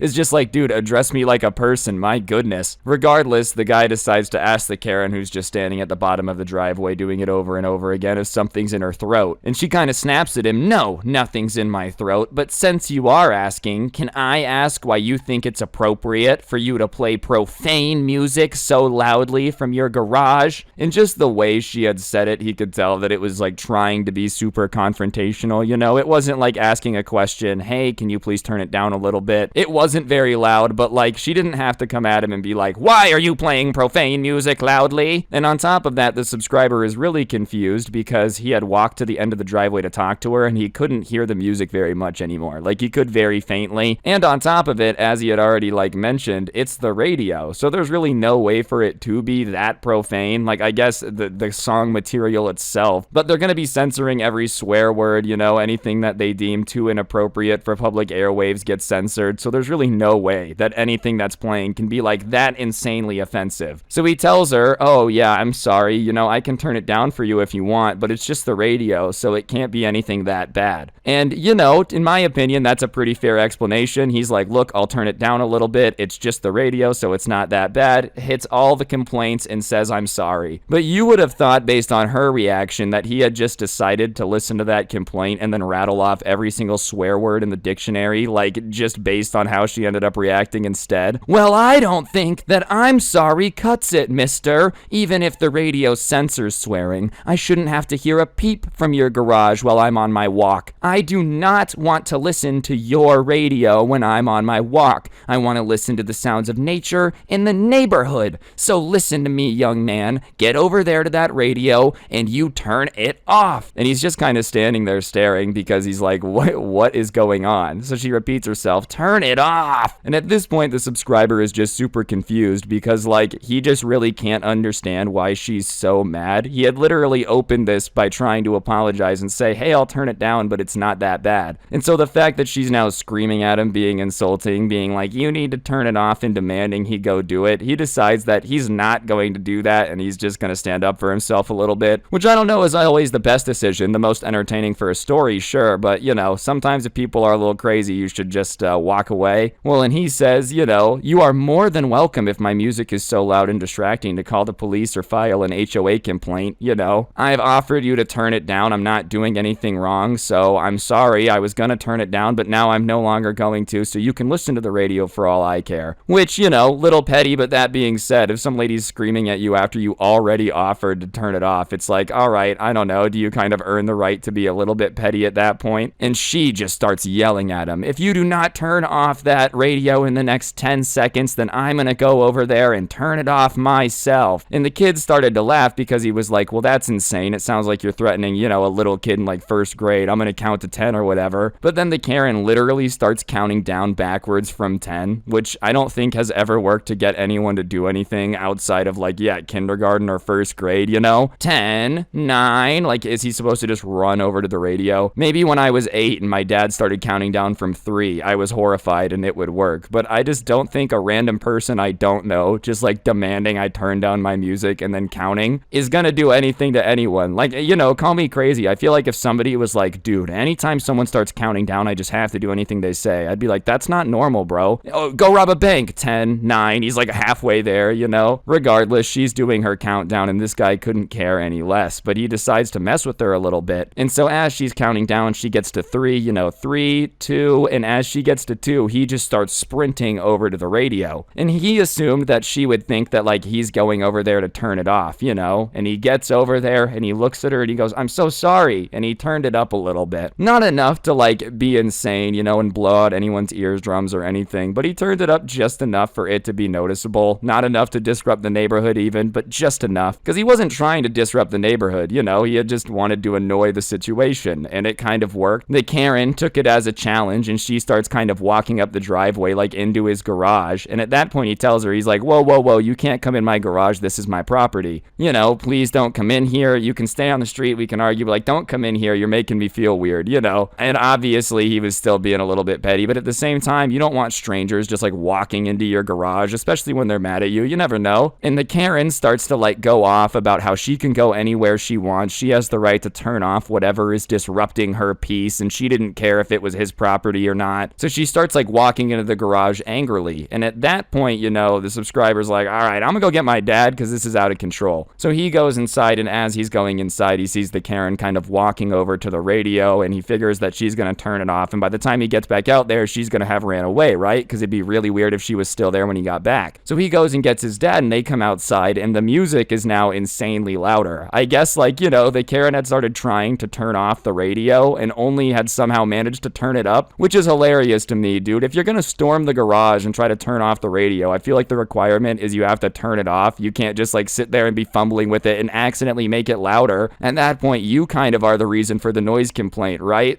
If you're gonna storm into someone's property, you should never do that, but at least turn off the radio quickly. She could have had this whole Catwoman Karen thing going on, just this half mythical creature roaming the neighborhood, turning off whatever sound was coming from the garage, I went inside for a second, I came back out to my JBL speaker destroyed. I'm telling you, something's out there, Dan, turning down the volume on my radio. Every time I go into the garage, it's eerily quiet. I hate it. You could have had that going on. I feel like turning off a radio isn't that difficult. You could have had some mythical Bigfoot thing going on. Anyways, though, this guy's dad gets out into the garage, and obviously his first question is who are you and what are you doing? Which is a normal reaction to a stranger holding your electronics in your garage that you've never seen. Who are you, if anything, is a nice reaction. I feel like most people would be like, get out of my property, or I'm calling the cops, maybe freaking out, a little angry. The fact that he's even opening up with who are you and what are you doing is already nice, right? But the Karen turns, and just the anger in her voice. I'm your neighbor, and your son has been insanely disrespectful, playing music on the radio so loudly, and on top of that, the music he's playing is vulgar and disgusting, and I will not stand for it in my neighborhood. This is my peace and quiet, and I refuse to let it be,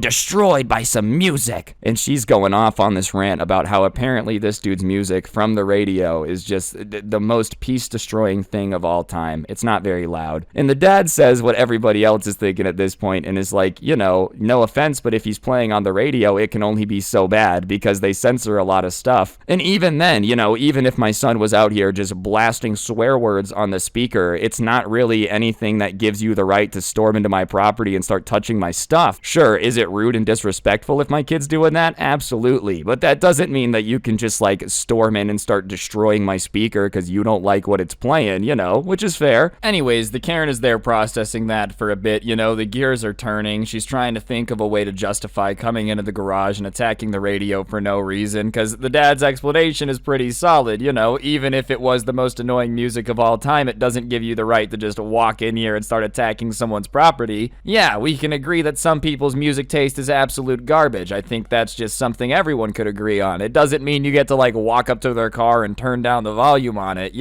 But for some reason, she decides to go with probably the most lame excuse she could possibly think of, which is, well, I don't like to hear it, and I shouldn't have to hear it when I walk by your house. I think it's absurd that I have to hear anything when I walk by your house. Which, listen, man, then I don't know, keep walking if you don't like what you're hearing. And everybody kind of has a moment where they stopped and had to process how dumb it was, because I don't know, that really is the easiest solution to this at all. If I was walking around the neighborhood and someone was playing really, really loud music, right? I have this ability to keep walking. You don't have to let it turn into some giant argument where then you're storming into someone's property and threatening to destroy their electronics and stuff. No, you could just keep walking. Sure, it's annoying, no one's gonna argue with that, but that being said, it's not like this music's insanely loud. And on top of it, if you're the person in their garage shaking their electronics, you are now crazier than the person playing the loud music. And the dad's not really vibing with that, and he asked directly, why didn't you keep walking if you hated the music so much? Which is a relatively fair question to ask. He's still not really losing it for somebody that's having a stranger in his garage holding his stuff being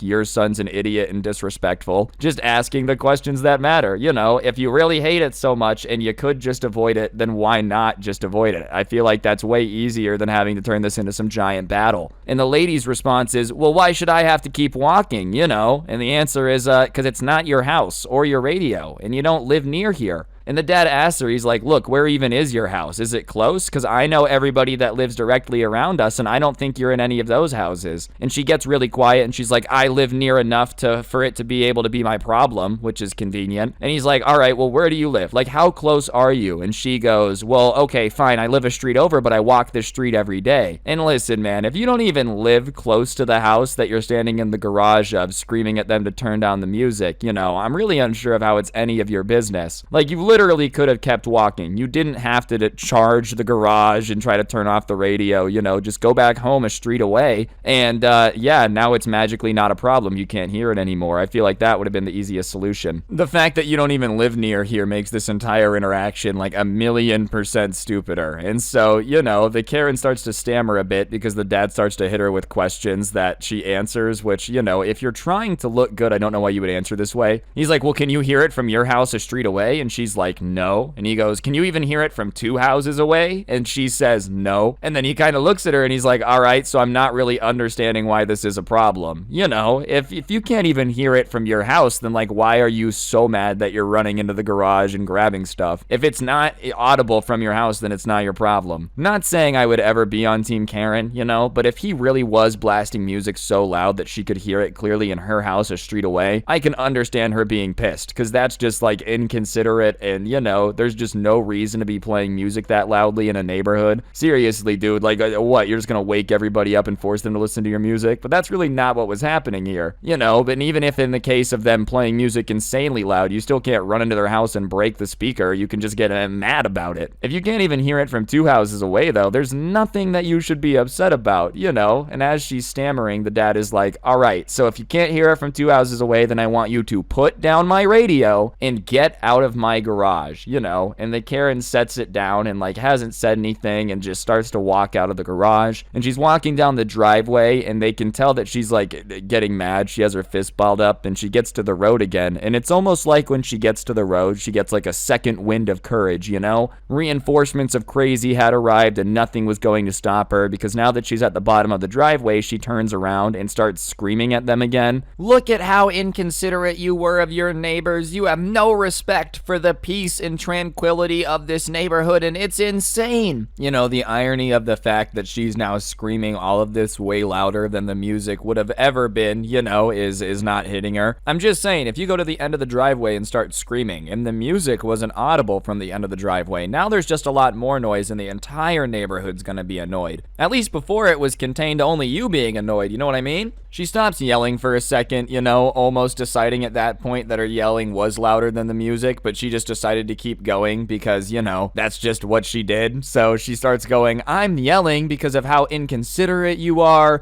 to the peace and quiet. I understand that yelling might go against that as well, but I wouldn't have to yell if you would just turn off your radio. And obviously it's just like, all right, now we're not going to turn off the radio. They probably would have before, but now you can't. So the dad just looks at her and goes, all right, you have fun with that. Then I guess you can stand here and listen to the music. And he hit the garage button. And so the garage starts closing, and she's at the end of the driveway, and she's not like rushing the door or anything. She's not going to try to do a secret agent, like, you know, when they slide underneath the door that's closing. That's not going to happen. It's not special ops Karen, you know, but the door closes, and the dad turns to the son, and he's like, look, go ahead and play your music. Don't worry about it. And so he just kind of goes back to cleaning the garage, and he assumes at that point that it's over. So he turns back on the music at a lower volume. He really was not trying to make anyone upset, you know, and he just goes back to organizing the garage. And what seemed like a retreat by the Karen had actually been a false retreat for her to gather backup, you know. As you know, Karens often travel in packs. They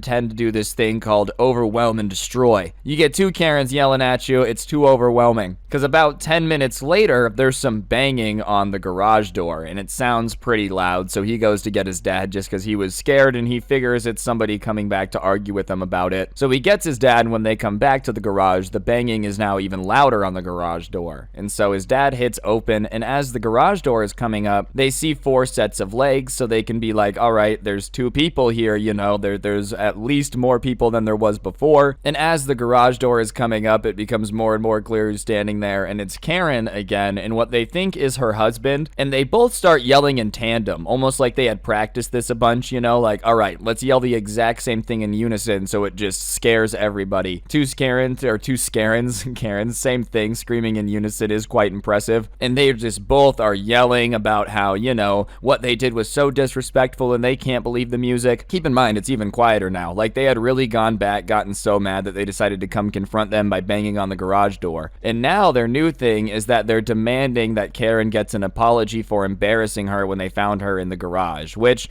out of everything you can ask for an apology for in this situation, is probably the dumbest. You probably get an apology for the music, you know, but like, how are you going to demand an apology for someone getting upset when they walked into their garage and saw a stranger touching their stuff? I think everybody in that situation would yell a little bit. If anything, I feel like someone walking out and seeing a stranger in their property and yelling is a pretty calm reaction. The dad at that point, though, realizes this is getting a little bit out of control and he wants to rein it back in, so he looks at the Karen and, you know, guy Karen, and he's like, look, okay, this has gotten out of control. Here's what we're gonna do. We're gonna stop playing the music, all right? We will stop playing the music, but I'm not going to apologize for telling someone not to touch my stuff when I don't know them. You know, I came outside, there was a stranger on my property, I didn't know what was going on. I'm not gonna apologize for that, but I'll turn it off. And the Karen seems to be on board with that. You know, she's like, all right, that's probably the biggest win we're gonna get. We'll leave it there, fine. She had just wanted the music off. I think she realized that, like, they weren't going to apologize because they hadn't really done anything wrong. Getting the music off is a W, so they should just take it and leave because, you know, if you keep the argument going, you are more in the wrong than them, so you just take the small victory and walk. But at that point, her husband decides to go full nuclear Karen, dude. He just starts yelling, that is not enough. You need to apologize. You need to get on your knees and grovel for me to forgive you, and if you don't, there's gonna be consequences. And even Karen is like, all right, you guys don't have to do that. It's okay. And she starts trying to pull him away. And he's like, no, they need to grovel. I mean, literally get down on your hands and knees and beg for me to forgive you. And at that point, you know, the subscriber's dad is like, all right, dude, listen, we will turn the music off. But if you keep screaming like that and getting aggressive, I will call the cops. You are on my property. I'm not going to apologize, and I'm certainly not going to, like, get on my hands and knees and beg for forgiveness because you weren't here. You know, we'll turn off the music, but you're out of your mind if you think that I'm going to, like, get on my hands and knees and beg for you to forgive me. I don't even know who you are. Like, go a street away, go do your thing. And I want to give Karen some credit. You know, she had been insane a little bit earlier. Maybe she was a little mad when she stormed the garage or whatever, but she was doing her best to defuse it now. She's like, all right, it's fine. Let's just stop. You know, they're going to stop playing the music. We're good. It's over. It's okay. But the husband is like, no. And in fact, you want to threaten to call the cops if I come into your garage and do something about it? Go ahead. By the time they get here, like, I'll have been beating you up already. And at that point, his dad's like, all right, that's enough. I'm going to call. And he just starts closing the garage door. And Karen's holding the dad back from, like, or not the dad, the husband from rushing the garage door. And the garage door closes and he calls his brother, you know, I guess he didn't want to, like, call the actual police, and he just pretends that he's on the phone with them. And whatever, you know, I don't know why he didn't want to call. At this point, they 100% should have. I feel like this was the mistake. This dude's standing in your driveway screaming he's gonna beat you before you get to call the cops. That's kind of a reason to. But whatever, he's just kind of pretending he's on the phone, and it does scare them off. They literally hear them out there being like, go, go, go, they're calling, and like they were wearing flip-flops. Worst thing to challenge someone to combat in, flip-flops, you know, but whatever. They literally hear their flip-flops like going down the road away from the house, so they had worked, they had ran off. And at that point, he's already on the phone with like his brother, so you know, he figures they're gone, and he fills in his brother on what had happened, and they all start laughing just at the sheer absurdity at everything that had gone down, you know. Almost like it being over, everybody just has a little bit of a breath of relief about like, well, that was nuts and can't get any weirder. I just can't believe Dude Karen was literally like willing to throw hands over this, dude. If there's ever anything that I feel like it's absurd to actually fight about, it's the volume of music, you know.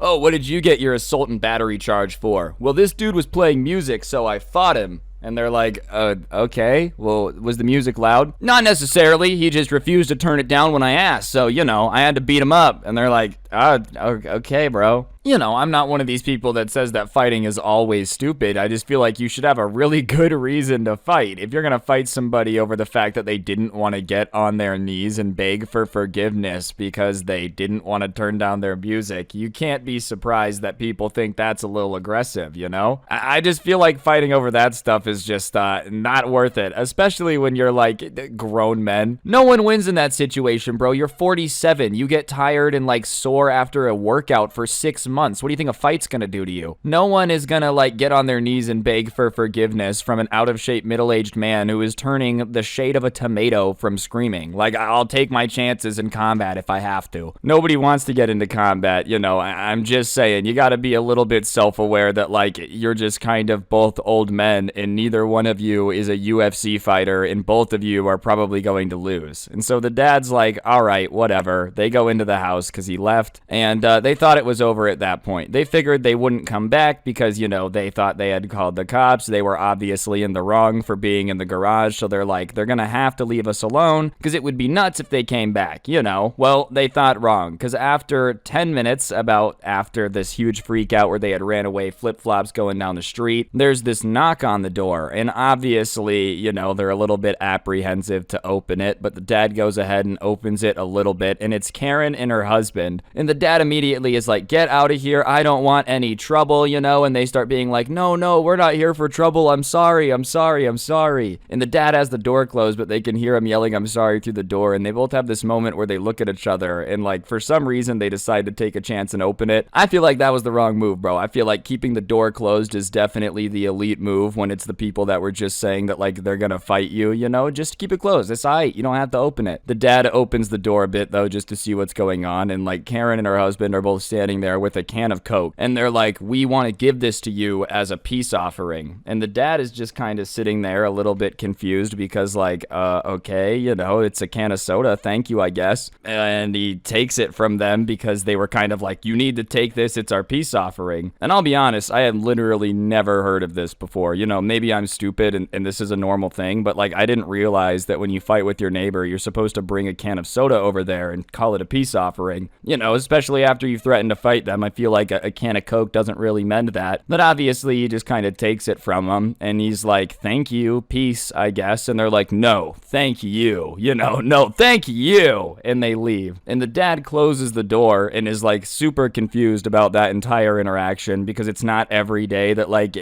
just what? I don't know why they decided to come back with a can of Coke as an apology, you know, maybe they were on Coke, it would explain the behavior a little bit, but either way, the dad closes the door way more confused than before he had opened it, and the situation was already bizarre, you know, just to have some dude being like, I need you to beg for my forgiveness, and then 10 minutes later, he's like, listen, I'm really sorry about that. Will you take this soda as a peace offering? Like, dude, what in the Sims player is going on here? Like, it's just, huh? This has to be some aliens, like, pretending to be humans for their evaluation of humanity. But ever since, things have been even weirder. Like, that's what this person has said. They've been insanely over-friendly to them, to the point where it's weird. Like, listen, you know, I guess thank you for the can of Coke as a peace offering, but at the end of the day, if you don't like someone, it's okay to just ignore them, you know? You don't have to go the opposite way and be, like, so insanely over-friendly, because it's kind of weird. And that's just how friendly they're being. Like, literally every time this kid or his dad is outside and Karen is nearby, like, if she's down the street, she will literally drop everything and sprint over there and be like, can I help you with anything, my best friends, can I help you with anything? And they're always like, no, it's okay, because obviously they just don't really want to interact that much, you know? The times that they did interact were bad enough. It's not like they were itching for more. Remember when they were threatening us and running into our garage? That was awesome. Let's be best friends. Like, you did threaten to break their radio, and your husband did say he was gonna beat this dude unless he got on his hands and knees and begged for forgiveness. You know, I think they might not want to be best friends. It's okay to leave them alone for a little bit after all that went down. If anything, I would just be embarrassed, dude. I'd be like, I can never talk to these people again. After that, like, I feel like you might have to move countries, actually. Change your name, perhaps. No, they were just like, meh, whatever. I'm just gonna go up and be like, hey, bestie, what's up, bestie?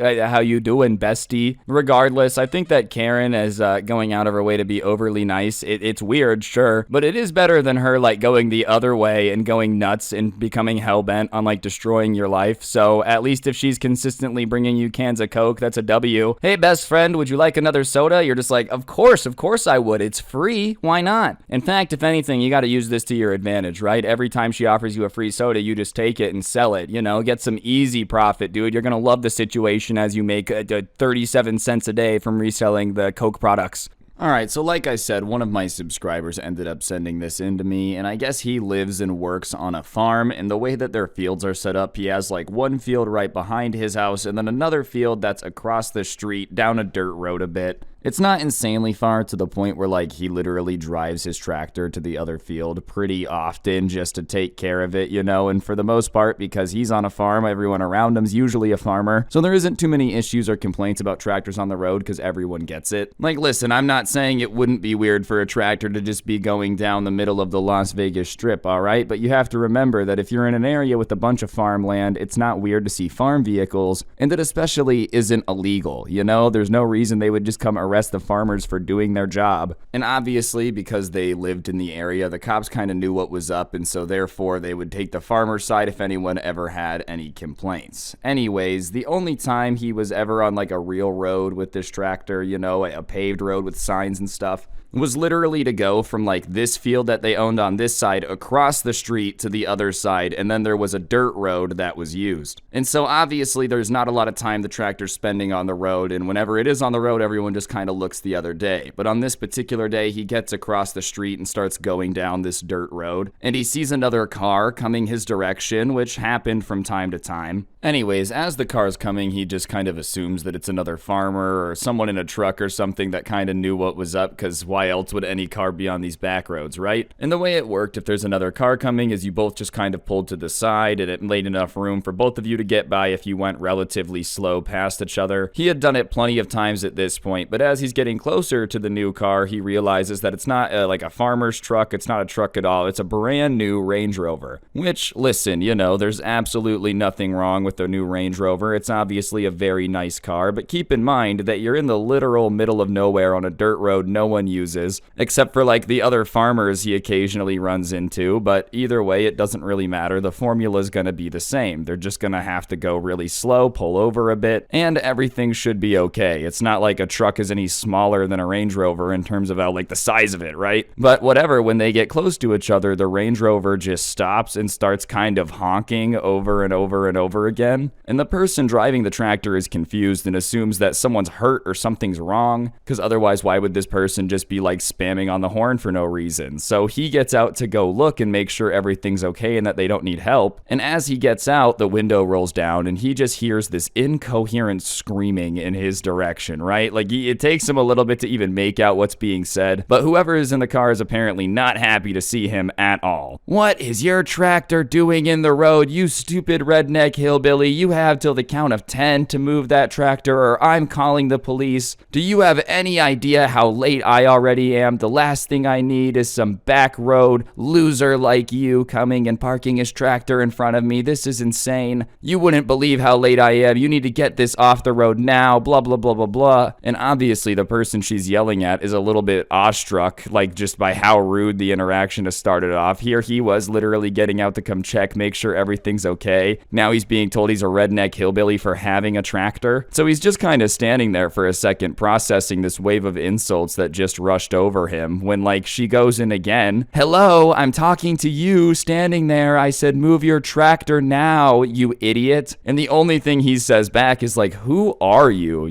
Just a genuine question, because it's a small town. It's not like there's a lot of strangers around. And listen, I'm not saying it's the best first question to come out of his mouth, but it was the first question out of his mouth. But for some reason, she kind of took it as a challenge to drop every flex ever. I'm a lawyer from, and she said the town nearby. I'm not going to dox the dude. And I'm here looking for property because I want land, but these stupid dirt roads make no sense, and you have tractors on the road like that's something logical. Get it off the road now. And obviously, he's just kind of laughing, and he starts explaining. He's like, yeah, well, if you're looking for property out here, a lot of it's going to be farmland or woods, so it's going to be a lot of underdeveloped dirt roads. That's what it's like here, and like a lot of people have tractors, so if you really hate these on the road, I don't know if this is the area for you. And her response is just, well, I'm glad you morons like it here, but I don't, so how about you move the tractor so I can get back to civilization? Just being so mean for no reason. And he was getting really annoyed with how rude she was being, and he decided to tell her that she could probably get around the tractor. He had seen tons of these stupid moronic hillbilly farmers, like saying it as ironic as possible, be able to drive around the tractor, so it should be no problem for a big smart city girl like herself. And he was totally putting on the accent and everything, just trying to be as annoying as humanly possible. You know, imagine you're driving a tractor and someone's like, you're an idiot, you're stupid, you don't know anything, and then asks you to move it. Just be like, gee, I don't know how to move a tractor. That's hilarious, dude. But obviously she's not a fan of the trolling, and she's like, are you kidding me? Move it right now. You know it's actually illegal to have a tractor on the road, and I'm gonna have it impounded. And he's like, all right, go ahead and call the cops, dude. Go for it. He knows all the cops in the town. It's not a big town. And once again, the cops kind of understand that, like, they have to drive the tractor to their fields. It's on a dirt road. It's not on a main road. He's not at a stoplight. They know why his tractor is here. They're not going to come out there and be like, you can't be here. It's literally on his way to his field. And listen, I'm not going to blame lawyers for using the law argument because, you know, they assume they're the only people that know it. And two, most people don't know the law. Like, if you're a lawyer, you can just kind of be like, did you know that you're breaking the law? And most people will be like, I am? You know, most people aren't reading code books every day trying to figure out specifics. If I was a lawyer, I'd use this all the time too. I'd be like, oh, that's illegal. Yeah, you can't do that. I probably wouldn't, but you get what I'm saying, dude. Obviously, what he's doing isn't illegal, but I could understand why she's like, I'm a lawyer and you need to move this now. Not that she should act that way, but you know what I'm saying. Like, why she used that argument. All right, this is getting out of hand. Whatever. You guys get what I'm trying to say. I'm not siding with the Karen lawyer here. Anyways, at that point, she gets out of the car and he decides to get back into the tractor just so it can't escalate. And when he gets back into the tractor, she walks over and puts her hands on it and starts literally trying to push it into the field. And you know, I'm not an expert or a genius, but I will say tractor heavy, so it's not really moving very well. I just feel like as someone who's, you know, looked at a tractor before, it should be pretty obvious that you can't really just push it into a field. I just feel like they're pretty heavy. It's one of those things that would be pretty difficult to do. You know, maybe if you're a bodybuilder or something, but I'm not pushing a tractor, and there's no way this lady in like her high heels is pushing a tractor. No offense. High heels are just not the shoes to be wearing when you're pushing a tractor. You need some grip. You got to get some New Balances on, you know? Then you got a chance. After about 15 seconds of her trying really hard with all of her might to push this tractor into the field, he's like, I don't think you can move the tractor. He's not trying to be mean. He's just like, look, like no one can push this tractor. Like it's huge. And she looks at him and just goes, move it now. And the way she does now is literally like a growl, howl thing so loud that if there was a Bigfoot nearby, it would be like, brother, you know. And at that point, a huge smile comes across like the kid's face in the tractor because it's just funny, dude. Imagine someone getting out, like screaming at you for having a tractor in your field and then is like, move it. And you're like, you can get around it. So they start trying to literally push your tractor out of the way. Tell me that wouldn't be funny, you know. But whatever, he decides to move it. And so he goes and drives right past her car without hitting it, without doing anything, proving that she could have just driven around him. She had just gotten out of the car to push the tractor for no reason. And so when she realizes that he wasn't kidding and she literally could have just driven by the tractor and had no issue at all, it's obvious she's a little embarrassed, but you know, full Karen mode can never admit it. So she just starts being like, how did you do that? How did you do that? And he's like, what do you mean? I drove by your tractor. I told you we had enough room to get by each other if we went slow. And she's like, no, there's literally no way that tractor would have been able to move by my car. I'm an expert. Like, I know these things. There's no way that could have happened. Did you have my car moved somehow? And he's like,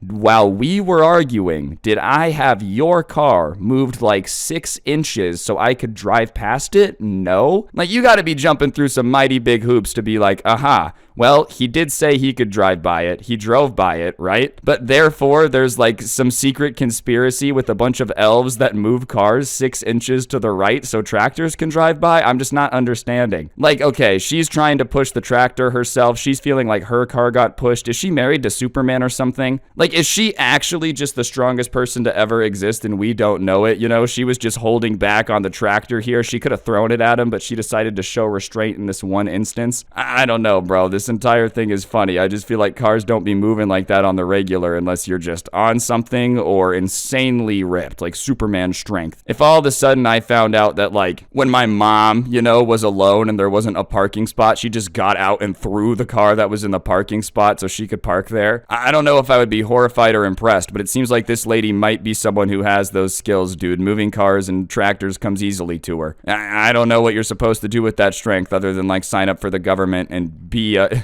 nuclear missile yourself, like you're just hurling nukes with your arms because you're so ripped. Regardless, he confirms to her that he did not in fact move her car, and she starts yelling about how he definitely moved her car, and at this point he's crossed the line into destruction of property, and she's gonna call the cops. And he's like, you know what, go for it. If you're gonna start saying that I'm like destroying your very expensive brand new car, yeah, I'd rather have some people here to settle this because I'm not trying to be on the hook for a massive repair bill. So she calls, and he just is sitting in his tractor waiting, and it's taking forever because, you know, it's the countryside. It's not like they have a crap ton of people ready to go handle this stuff. And after about 25 minutes, a guy pulls up with no lights on, clearly not too worried about it. And as soon as he gets out of the car, the Karen just starts yelling that like, he moved my car, you know, he moved it. I swear he found a way to move my car so his tractor could get by. This is insane. And the officer is like, what's going on? Like, hello, nice to meet you. I just walked up. What is happening? And she says that she was on this road looking at property, and she was going to leave, and the tractor was in the way and blocked her in and started making threatening noises. And she was afraid that he was going to run over her car like a tank if she didn't get out of the car because he was being so threatening. Lady, it's not a tank. It's not a monster truck. Like, I mean, call me crazy, but I don't know how she got there. Like, he literally got out and came to check if everything was okay because she was honking and he thought something was wrong. How do you take that as he's going to slam on the gas and crush my car? The cop's like, all right, well, okay, that's not good. And she's like, so I got out to confront him, and somehow when I was out of the car confronting him, he must have had a way to move it a few inches because now I'm not blocked in and he'd been able to drift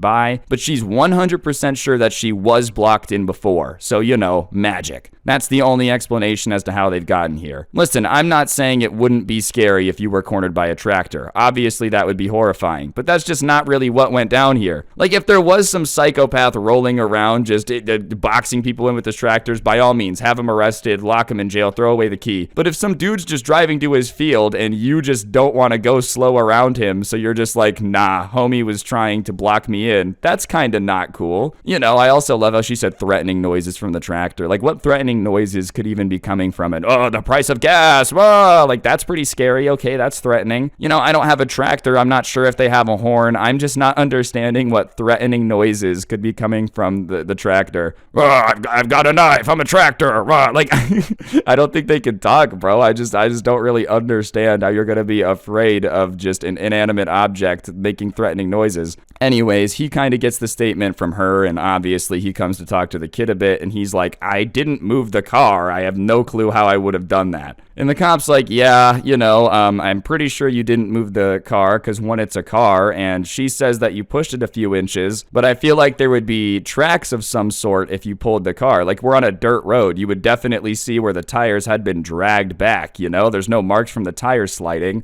which I love was his proof, not the fact that this kid clearly could not push a car. He's like, well, you could have pushed the car for sure, but there's no marks, so that's how we know you didn't do it. No, you should just look at him and be like, oh, this isn't an Olympian. There's no way that he's single-handedly pushing a car without being noticed. Even an Olympian, dude, if you got like the strongest dude in the world and you were like, shove that Range Rover a foot sideways, not neutral, we're talking sideways moving a car, I think it would be very difficult, let alone this dude doing it without getting noticed. Anyways, they talk for a bit and he goes back to the lady, and whatever he's telling to her, she's definitely not happy about it because she starts yelling like, well, he at least needs a ticket for driving a tractor on the road. I know that's illegal and not allowed. And so apparently he had told her like, you know, okay, we're not going to have him arrested for boxing you in with the tractor because we just don't really feel like that's what went down here. And apparently when he said, no, I don't think this kid is a crazy tractor maniac and I'm not going to arrest him and take him to prison, her response was then at least give him a ticket, which to me goes to show that she's just kind of out for some revenge. Like, if she's genuinely like, no, this guy's a maniac with the tractor, if the cop's like, okay, well, I'm not going to arrest him, I would be freaking out. My first thought wouldn't be like,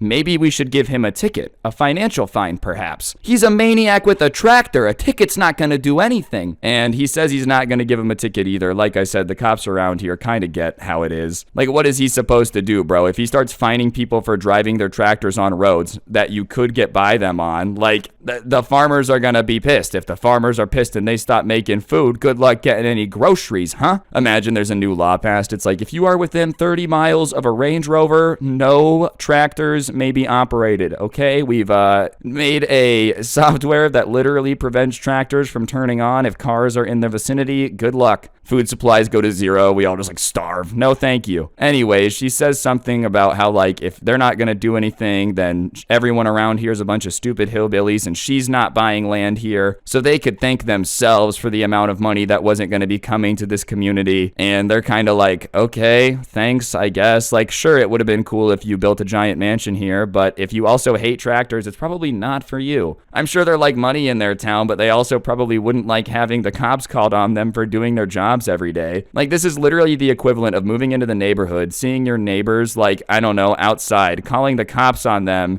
and then when they show up and they're like, who called the cops? Oh, the new guy, threatening to move out of the neighborhood unless they like change their behavior. And they're like, dude, you've been here for a day. Why'd you call the cops on me? We don't even know each other. Of course you should move out. I don't like living next to you. No one wants to live next to the person who hates them. It's just not what anyone wants to do. Anyways, she hops back into her car and peels out, and obviously they're on a dirt road, so it kind of kicks up dust everywhere, and it's just a little bit of coughing, sneezing, like a little bit. And he flies past the cop car down the dirt road, and the cop just walks back over to the kid, and he's like, you know, I haven't really had to deal with a real Karen before, but that was something. And the kid asks, he's like, well, what did she want you to do about it? Like, she was asking about, if not that, then the ticket, but like, what did she want to do before? And he confirms that she had wanted him to get arrested for like menacing, I guess, and like the being threatening with the tractor, which is not even a real thing. I don't think that's a crime. You know, I'm sure threatening people is a crime. Like, that's a crime. But she said specifically, I want him charged with threatening with a tractor, which to me is hilarious. Like, imagine getting in front of the judge. You're charged with threatening with a tractor. Is this true? You're like, yeah, listen, man. Sometimes you gotta do what you gotta do. Anyways, he's obviously then says that she also wanted him fined for moving the car. And at that point, the kid literally flexed his muscles. He's like, yeah, you know me. My standard workout's just pushing cars around. And obviously they both laughed because it's like, yeah, this dude was just not pushing a car 6 inches sideways. It just wasn't gonna happen. He's not an Avenger, okay? Like, what do you think he is? Captain America out here punching the side of a Toyota and it like caving in on itself? Anyways, he went back to his field and started doing his job. And as he finished up, he saw a car coming down the road when he was on the way back home. And obviously he's a little bit nervous that it's gonna be the Range Rover again just because he doesn't want to have another interaction. But sure enough, it ends up being just like another farmer in a truck. And this is like just the sweetness of it, right? So he slows down a bit, the other guy slows down, and they go right past each other. And the dude's truck was way bigger than a Range Rover. You know, no fighting, no arresting necessary, just slowing down for 2 seconds. Regardless, he ends up getting back home and he sits down on the couch to watch TV. And when he turns it on, he can't really believe what he's seeing because the lady earlier who had been yelling that like she's a lawyer from this town, you know, and she's looking for property and blah, blah, blah, blah, blah. She certainly was a lawyer because her commercial was now on the TV in front of the dude that she had just been like yelling at for driving a tractor. I think that every area has their local lawyer that's like, I'm in a wreck, come get paid, baby, you know? I can think of like 7 lawyers in Las Vegas who just have an obnoxious commercial every 25 seconds on television. I still remember some phone numbers from when I was a kid around here, dude. Like, everybody knows the type of commercials I'm talking about. But sure enough, she's on TV doing her whole, you know, if you're ever in a situation where you gotta sue someone, come use me. And listen, hey, she's probably a good lawyer, right? Like,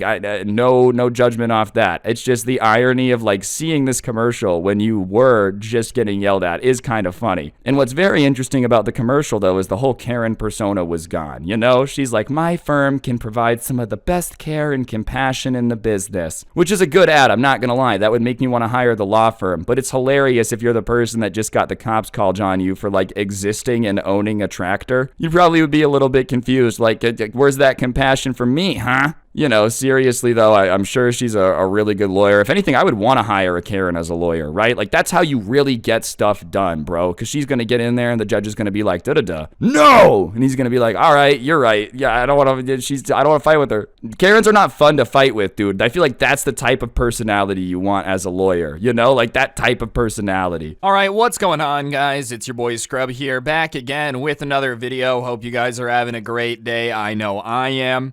Here's yesterday's comment of the day. This guy actually gave money with this comment. I didn't even know you could pay to comment, but thanks for the $5. I'll spend it wisely, and by wisely, I mean useless digital items and video games I won't play in a year. But today's story time is going to be about a Karen that was sent in to me by this dude named Eric. And Eric was a pretty chill guy. He didn't love his job, but it was his job. He happened to work at a gas station as the dude inside who, like, gets you your drinks, puts money on your pump, whatever it may be. And it wasn't, anything glamorous. It's not like you would want a camera crew to be following him around, but he liked it, and the one benefit was that he got to interact with a bunch of crazy people. A gas station seems like it would be one of the best places to interact with some interesting characters, to say the least. Probably feel like you're, bumping into a GTA NPC 3 times a shift. Some guy comes in with a parrot on his shoulder, not a real one, a stuffed parrot, and talks to it and makes it talk back to him, whatever it may be.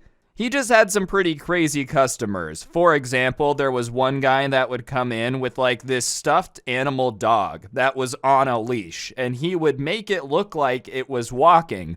And it was 100% a stuffed animal. He's not an idiot. You're able to tell apart a stuffed animal from a real animal. But this guy would come into this gas station all the time, get the exact same drink and chips combination, and walk this stuffed animal dog. And at first he thought maybe it was a conversation starter, like the guy is lonely or whatever, just wants an excuse to talk to people. So one day when he came in after he had known him for a couple weeks, he decided to ask him, hey, why are you deciding to walk around that stuffed animal?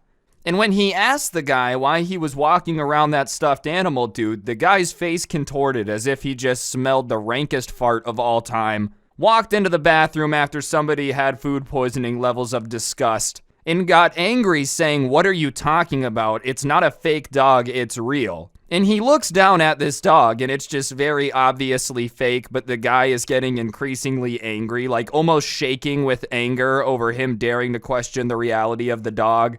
So he just kind of let it go, and ever since he's paid some more attention, and the guy treats the dog like it's a real dog. 100% not, but those are the type of people that he was interacting with at this gas station.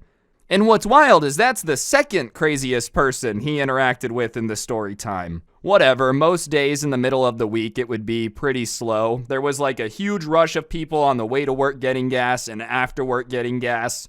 But for most of the time in the middle of the week at 11 a.m., there's not a whole lot going on. Some people would come in, but for the most part it would be dead, so they would do stuff around the store.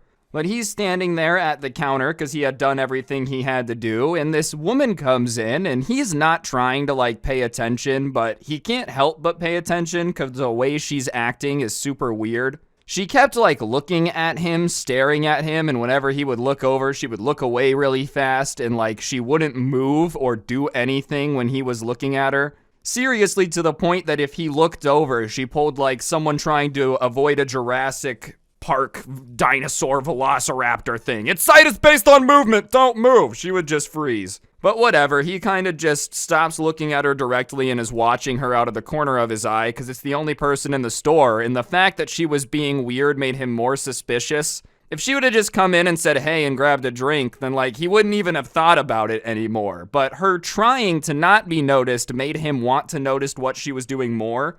And he watches her go over and fill 4 freeze cups up to the brim with cherry freezes. And he's a little bit confused on why she needs 4 of them. And these are huge cups. These aren't little ones. He looks out, doesn't even see a car out there, realizes she must have walked up, so he doesn't know why she needs 4 of these things unless she's trying to give herself the world's biggest brain freeze. My mom said I'd never amount to anything, so I'm gonna get the world's biggest brain freeze and end up in the Guinness Book of World Records, but he didn't really think that was going on. But at the same time, he didn't really care. Sure, it was bizarre, but as long as they bought stuff, it didn't matter to him whatever floats your boat. He's not gonna tell you to not spend money. Hey, you, over there, I don't know what you're spending your money on, so get out of my store. You can't spend it in here. That would just make no sense. But she comes up to the counter and he starts trying to create some small talk, as you do as the cashier. It's just kind of forced. Hey, how's your day? Do you need anything else? That type of stuff. The cashier doesn't actually want to be having this deep conversation with you or even conversing at all. They just have to. And she snaps back at him when he asks how her day was going and is like, I'm buying 4 freezes. How do you think my day is going? And I'm gonna be honest, I'm not really sure how you would even reply to that. And Eric didn't know what to say either, so he just kind of looks at her and doesn't know what to say.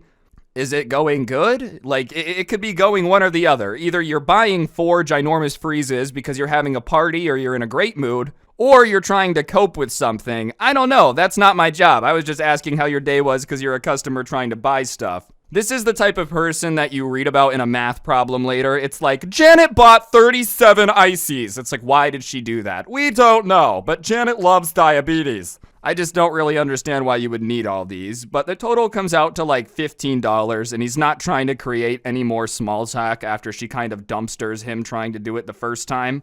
The total comes out to 15, and she puts her card in the machine, and it goes, and it goes, and it goes, and it beeps, but it doesn't do like the approval beep, it does the beep of declining. And Eric literally did not care. He got paid by the hour. If the card got declined and you needed to try again, you needed to try again. It was a really old chip machine. It's not like he expected it to work all the time. Sometimes it didn't work. So he just looks at her and says, oh, something must have messed up. Can you like swipe it again? Can you rescan it, put the chip back in?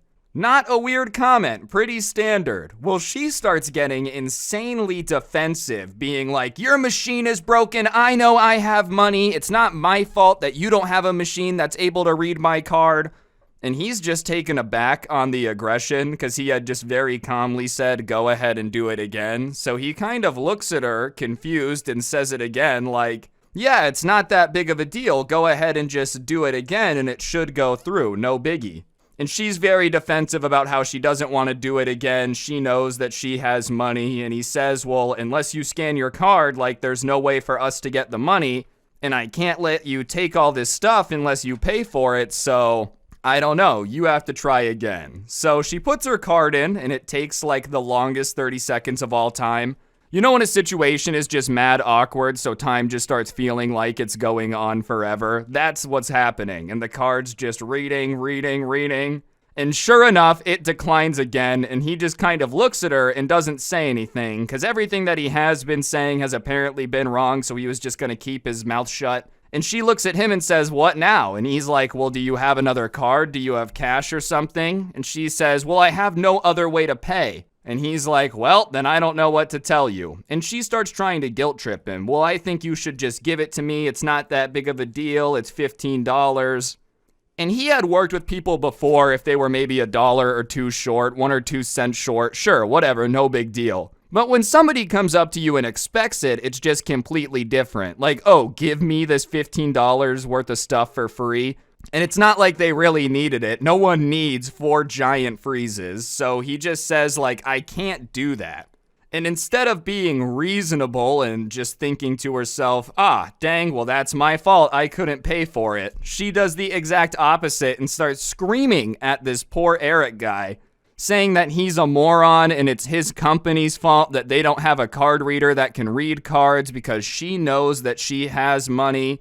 And if he would just give it to her, it would help her day out, but he's not gonna give it to her, and that's why he's a selfish, bad employee. I don't think he's a selfish employee to not be giving out things for free. It's just not his store, dude. Like, what would you like him to say to his boss if his boss comes back and says, hey, why'd you give away all this stuff for free?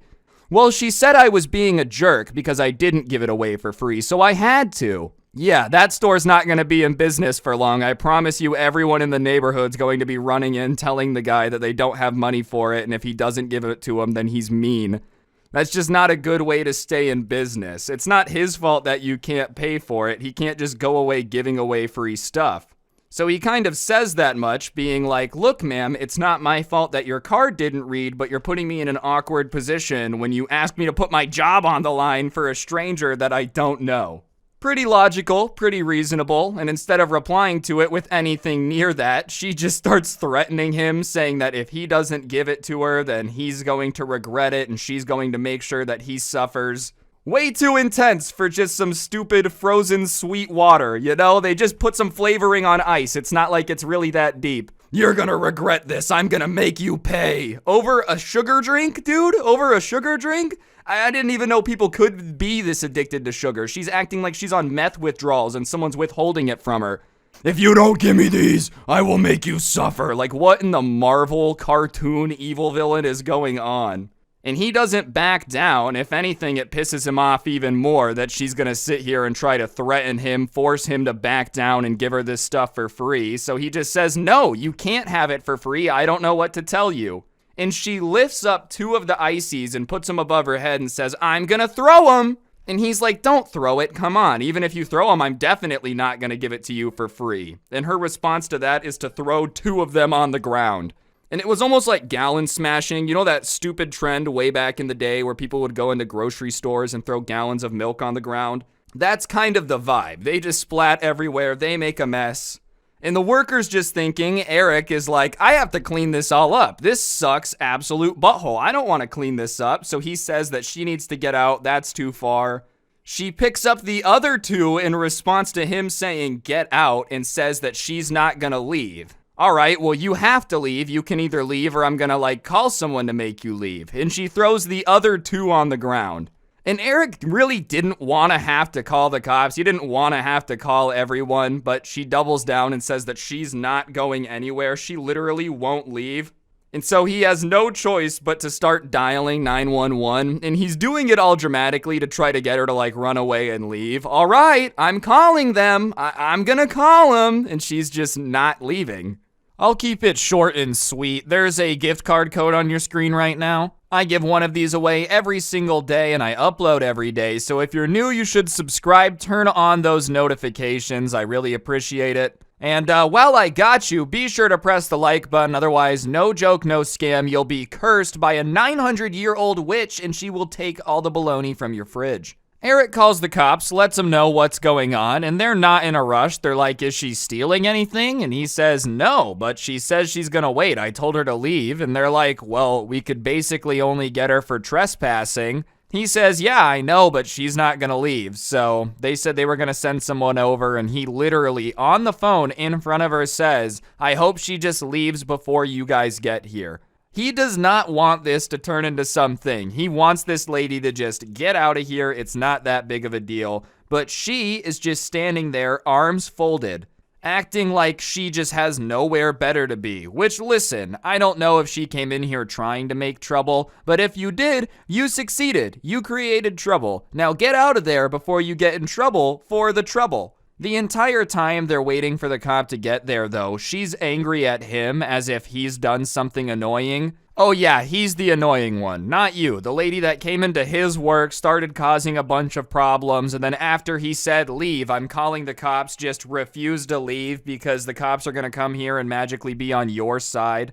She just keeps blaming him for things too, like dumb things around the store. She's saying the way the products are set up is stupid and he's an idiot if he set it up like that. Believe it or not, he didn't set it up like that, so it's just bouncing off of him.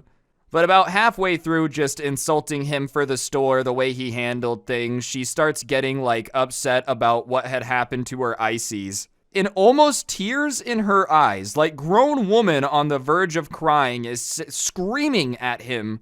And he's behind one of those plexiglass dividers, and as she's screaming at him, the spit is just hitting this divider, almost adding like a little, like a rain effect on a window about how he ruined the ices and she just wanted to enjoy them, and he's so evil for that. Yeah, he's evil for not giving them to you for free. And then he's also evil for possessing your brain and making you throw them on the ground. No one told you you had to throw them on the ground and make a mess. That was your invention. How are you gonna blame the guy that had nothing to do with that? If you would have just let me have them for free, I wouldn't have thrown them on the ground. You made me throw them on the ground. It's your fault you're gonna have to clean it up. Whatever, though. For about 15 minutes, she's just sitting there arguing with him, saying that he's an idiot, he's a loser, he's never going to amount to anything. Even if he, like, never amounted to anything more than he was in this moment, he would still be above you, because you're the person screaming angrily at somebody that's apparently worth nothing. I don't think anyone's, like, worth nothing, but if someone was worth nothing, I wouldn't even waste my time being mad at them. I wouldn't waste my time arguing, because they would be worthless. So if you actually think this guy is worthless, it's weird you would spend so much time being upset at him. The police finally get there, though, and they walk in, and they see her in this puddle of icy. 4 very large ices have been on the ground now for 15 minutes. It was already a mess, but it's just become more of a mess, and the worker hasn't come out from behind the counter, because he has the little divider, but she's like so angry she's spitting at him, so the last thing he wants to do is go around and try to fix it. It can wait until all of this is handled. But the cop walks in and takes a deep breath, almost like he's just too tired to be dealing with this. He's off in 20 minutes. This is the last thing he wants to be doing. And he asks her, like, ma'am, what happened? And you would think she'd be smart enough to deny it, at least for half a second. Oh, officer, I don't know. This is so crazy. But she doesn't. She starts bragging to him about how she had gotten mad at the cashier, and Eric had deserved to have this thrown on the ground. She would have thrown it at him, but he's behind that stupid plexiglass thing, and he's lucky that he's behind that because she would have hit him instead. And the cop is like, what are you talking about? You're telling me that you wish you could have attacked this cashier and you made a giant mess in the store because he wouldn't give you something for free? Well, no, I tried to pay for it, but my card declined and he wouldn't give it to me. And the cop is just super confused because, like, what do you want him to do about it? You called the cops and waited here hoping that they would show up and tell him he had to give you the ices for free? And the guy at that point, Eric, looks at the cop and says, I don't know why her card declined. I told her to try again. And when it declined again and I said she couldn't take the stuff, she started freaking out. I didn't actually expect her to be here when you guys showed up. I thought it would be a situation where you came and I would have to just give you a statement. But she insisted on waiting. She said she wanted to meet you. And the cop kind of looks at her, confused at the situation, and just says, is that true, ma'am? No denial. Even after having it explained back to her from someone else's mouth, which definitely should have made her feel more ashamed and more dumb. Nope, no shame in her, just, yeah, whatever, I get it, it is true. And the cop says, well, you have to go and you can't come back. Like, if you come back and they call the cops and let us know that you're here, you're going to be in trouble because at this point you've broken a lot of the laws that are in place to protect the employees. So you've got to go. And she starts trying to argue with the cop, saying that she's going to come back and she doesn't even have to go, but she will just to make his day easier. But she's 100% going to come back here and she's not worried about it because the cop won't be there. And the cop does not want to be there. That is very clear. He doesn't want to be there, but he has to deal with it. And so he's telling her, like, you're telling me that you're going to come back and keep harassing him. Is that true? And she says, yes, and there's nothing that you can do about it. And the cop looks at her, folds his arm and says, I can arrest you for that, just leave. I can arrest you for trespassing right now, so can you please just leave? I don't want to have to do that. Don't give your permanent record something to have on it, just leave. But she's standing there all defiant. She's like got her phone out filming him and is saying that he can't arrest her for anything just because she's in here making a scene is nothing that she could be arrested for. And he cites the law back to her that makes it possible to arrest her for like causing a disturbance, disorderly conduct, you know, harassment on the guy who works there, trespassing because they've told her to leave. And she still isn't getting it. And she quadruples down and is like, well, I'm not leaving, so you're going to have to make me leave. And one last time, this cop, being patient, is like, just leave. I don't want to have to arrest you over something this dumb. This is not something that you're going to make a huge point about. No one's got your back. No one's going to make a GoFundMe to get you out. Like, just leave. It's okay. This guy doesn't want to be involved either. And Eric is like, yes, just please leave. I just want to get back to my day. This is taking forever. And she refuses again and kind of gets up close to both of them. And at that point, the cop grabs her arm and just goes to like escort her outside. He's not trying to slam her on the floor, WWE style. And she starts screaming bloody murder. Why? I just wanted to get my ices. He wouldn't let me. This is so unfair. I can't believe that in America you don't have the right to an icy. The right to an icy? That's a new one, bro. I've heard a lot of people say that, like, I don't need a driver's license, I'm just traveling. I've heard some dumb stuff. I've never heard anyone say that, like, you should have a right to sugary drinks. I didn't know that was something we needed to work into the 2.0 Constitution. Eric at that point literally goes to the back freezer and just stays in there for a bit, for like 5 minutes. When he comes back, she's gone in the back of the cop car. He can't see a whole lot, but he sees that she's freaking out, like just not being very happy back there. And the cop asks him, okay, like, what's the whole story? There has to be more. And Eric is like, dude, there really is not more. I do not understand why she insisted on coming in here and doing all of this. I really told her to leave. I thought she was going to leave. It's like she just insisted on staying until he got there. And once the guy gets there, like, what do you want him to do about it? If he's seeing you throwing stuff at people, you're saying you're going to commit a crime and come back, just 100%. You're just gonna do it. Even if he leaves right now, you will come back. You leave him literally no choice. Like, there's not much he could do, especially when you start freaking out trying to attack him. But yeah, overall, just don't throw stuff on the ground, and if people tell you to leave, then just leave. Or throw stuff on the ground, and if you are gonna do it, just make sure they're subscribed to me first so they'll send it in. Like, if you're gonna do this, at least make sure that I get a video out of it, you know? I thought it was a very entertaining story time, thought you guys would enjoy it too, so without further ado, let's hop right into it.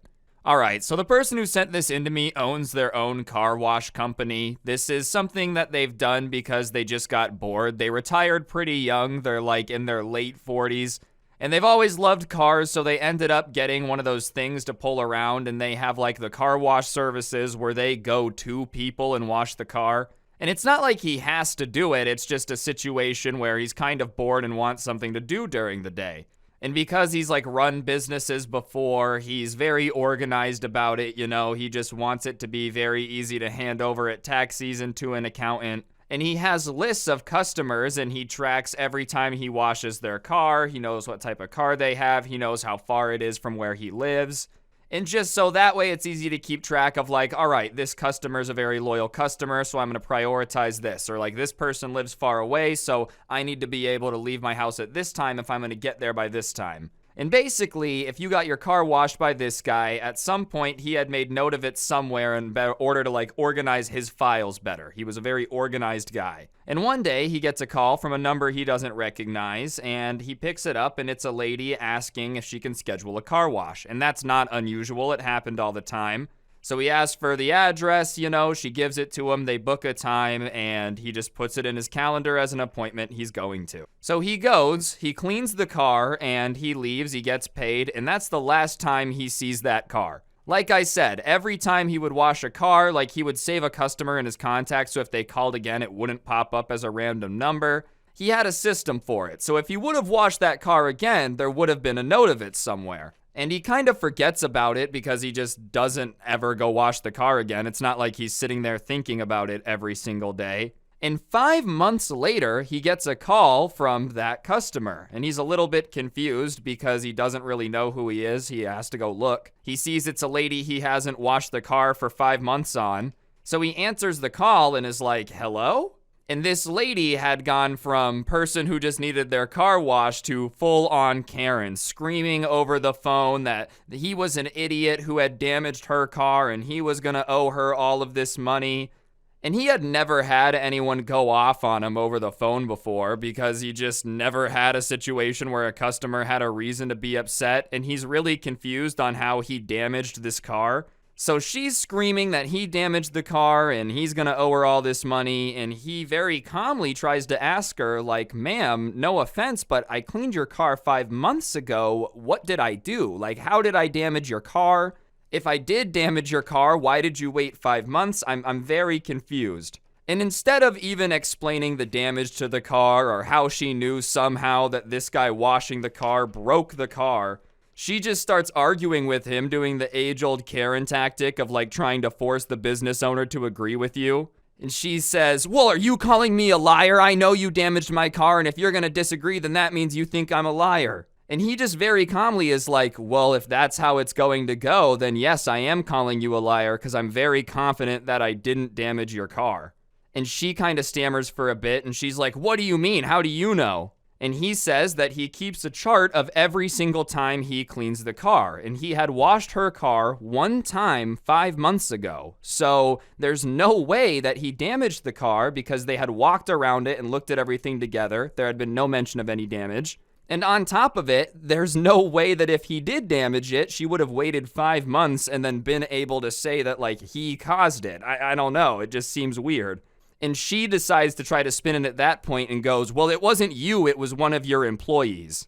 And as soon as she says that, his brain clicks. Oh, she's trying to scam me. She's trying to get money out of me. She's just making stuff up. Because there's one problem with saying it was an employee that had done this.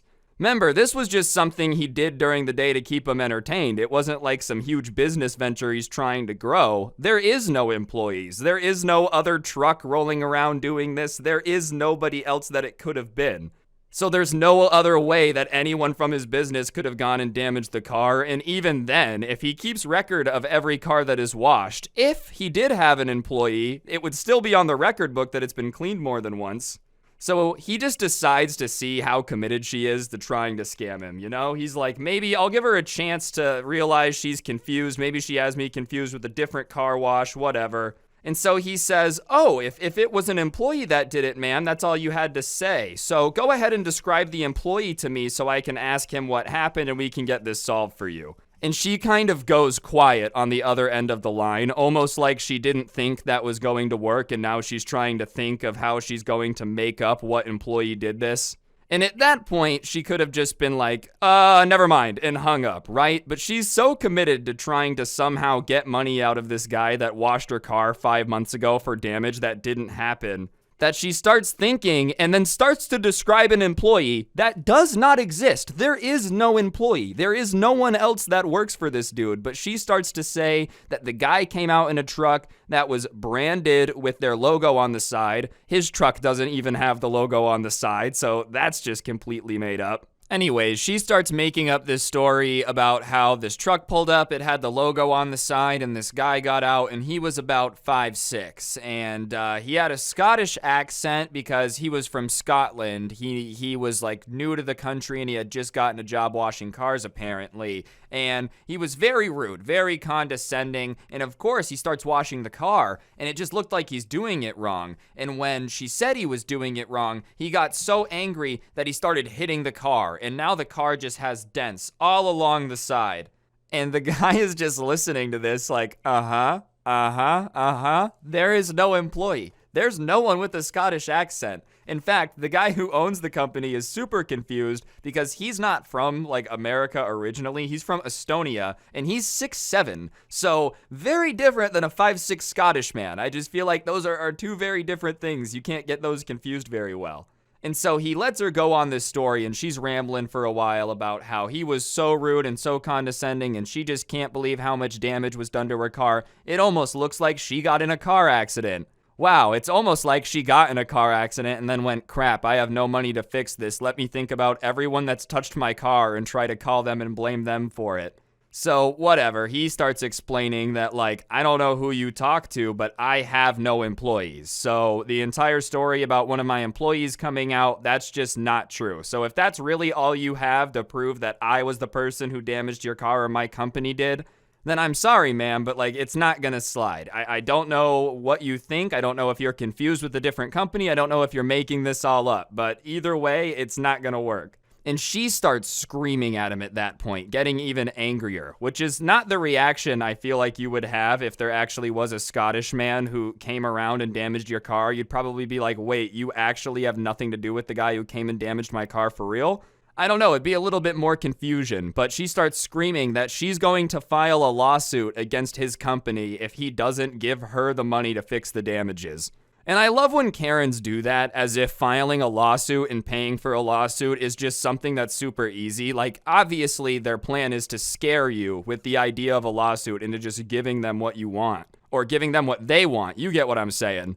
But I feel like Karens don't actually think through the process of, like, you have to go out, you gotta get a lawyer, you gotta pay the lawyer, you gotta convince him it's a good case. Most of the time, if it is a really stupid case, they're really not gonna tell you it's a stupid case because you're gonna pay him hourly.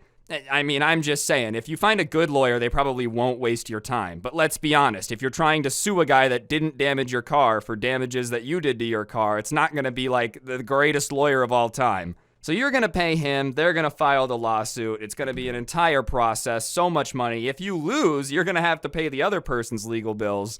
I don't know why people throw around lawsuits like they're just super easy, cheap things that anyone can do all the time. And on top of it, he just didn't damage the car. Like, I don't know, man. It's one thing to sue somebody if they really deserve it, but I feel like you have to be a really angry person on the inside to just sue someone that did nothing to you because you're just mad that your car got damaged. But this guy's really not afraid of it, you know? He retired young, he's got a little bit of cash in the bank, and he's not gonna be intimidated by this lady, so if she really wants to play the lawsuit game, he's fine with that. Plus, his brother, who lived in the same town as him, was a lawyer, so he really wasn't sweating it. If he explained to his lawyer that this lady's trying to, like, extort money out of him, he probably would have helped. So he just, like, says, okay, you know what? If you're so confident that I damaged your car and you want to file a lawsuit, then go ahead and sue me. I don't want to talk to you anymore. I'm only going to talk to your legal representative. I don't know. I had difficulty with that word. Excuse me, guys. And as soon as he says, okay, go ahead and sue me, like, let's play it out in court then, she starts backpedaling and says, well, we don't need to file a lawsuit. There doesn't need to be a court battle. Like, you could just give me the money and then I could get it fixed. There's no reason for us to get into the legality.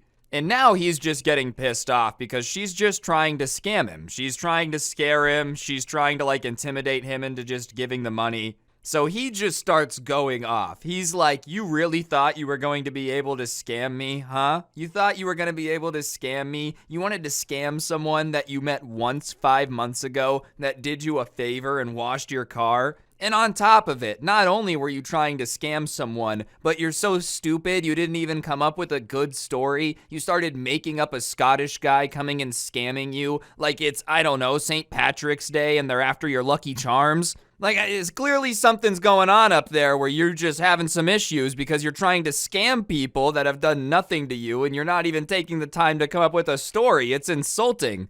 And she starts trying to defend herself back, being like, it was your employee. I know it's your employee. And I feel like that's some next level commitment, you know, when you're trying to gaslight someone into imagining an employee that they don't have. You would have to be doing a Jedi mind trick for that to work, to literally be so good at convincing people of things that aren't real, that, like, you get someone to think that they have an employee that they've never had. Oh yeah, I am paying that guy a salary every month. Like, that's nuts. That is some serious insanity if you're able to pull that off. But that just makes the guy that was washing the cars even angrier, because now she's, like, really trying to make him think he's crazy and committing to there actually being an employee. So he starts going off about how absurd this was, and she must have, like, felt good about herself that she just walked around trying to scam small business owners by threatening them with lawsuits. And he starts being like, do you do this often? Like, is this how you pay the bills? And she's just silent. She's not saying anything. And he kind of took that as a yes. It was never confirmed. It's not like she would say this, but just basing it off the fact that she really thought this was gonna work and was flabbergasted it's not. I feel like she's done this a couple times, just managed to, like, extort some small business owner because he's like, I don't know, maybe my employee did fart when he was changing your HVAC unit. But he's still just going off about how, like, he couldn't believe that she was trying to scam people. And listen, man, I feel like just it's taking people's money is just the worst way to get money. I would literally rather someone be a multi-billionaire telemarketer than, like, the Bernie Madoff scamming. Like, I just feel like scamming is wrong, especially like a small business owner like this. It's always wrong. But, like, come on, man. You're gonna go after some guy that's got a car washing business because you got in a car accident? Come on. But after just going off on her for a while, roasting her, she just hangs up, right? Probably the best move. It's not like he was gonna back down. I'm surprised she stayed on the phone as long as she did. Like, just really sat there and just listening to him roasting her.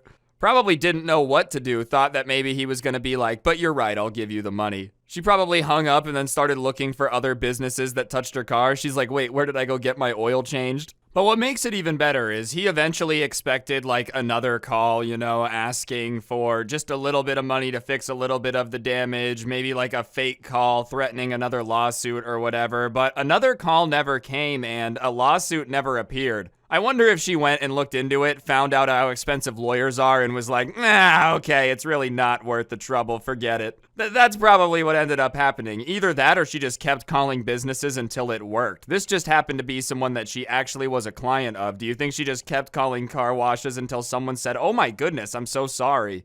I just feel like there's so much strategy that she had going into it. You know, the fake lawsuit, just immediately pivoting, shifting. That was not her first rodeo, ladies and gentlemen, so be on the lookout out there. Also, just surprising that people pay that little attention, you know, that like you could theoretically make up an employee and someone would be like, oh, I can't believe they did that. How little attention are you paying to what's going on in your business if you have no clue what employees are doing what or if they even exist? I guess some companies just get so big that, like, you know, there's so many employees, there's no way for the customer service people to keep track of it.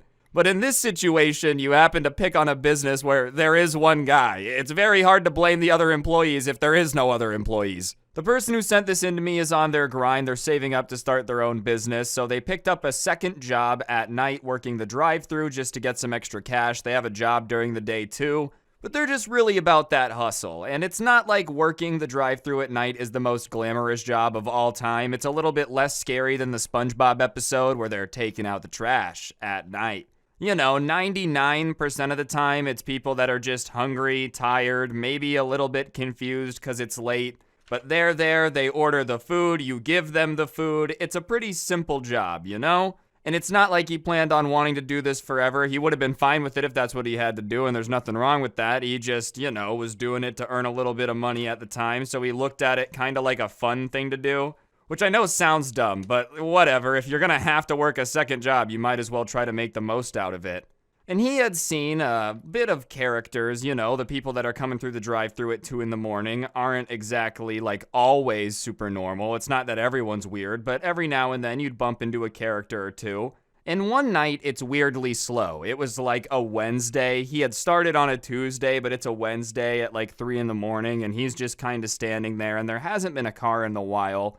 But he watches this car kind of very slowly creep up next to the drive-thru speaker, and he's watching it on the camera. So there's like the place to talk into, the microphone thing, and if you look up, there was a monitor so you could see. And it was hard to talk and look at the monitor at the same time, but because the person hadn't rolled down their window yet, he's just watching it up on that monitor. And the window rolls down, and he's really confused because he sees that the person in the car is wearing a Darth Maul mask.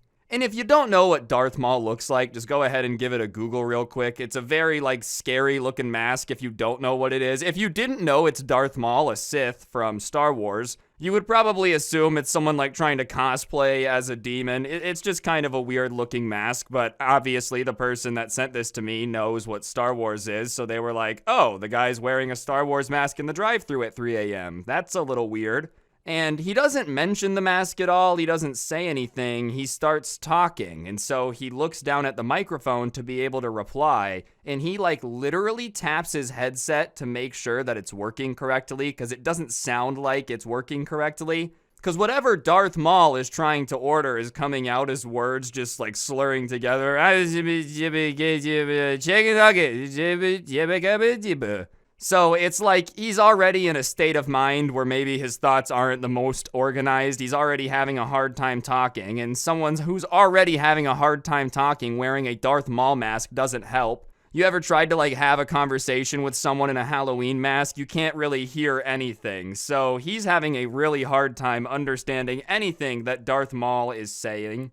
So he tries to nicely kind of let him know that he can't understand his order. He doesn't understand what he's saying. So he says, "Excuse me, sir, I can't hear you." And apparently Darth Maul did not like that.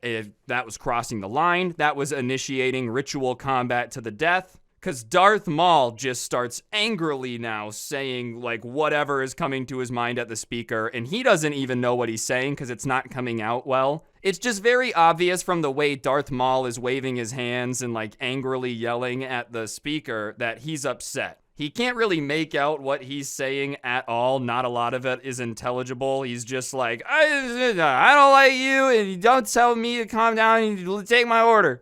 Just not making any sense. So whatever, he tries to say again that like, I can't understand you. So he looks down at the microphone and says, "Sir, I can't understand you." Not trying to be rude. He doesn't say, "Hey moron, I don't understand what you're saying." Nothing like that. All he says is, "Sir, I can't understand you," as nice as can be.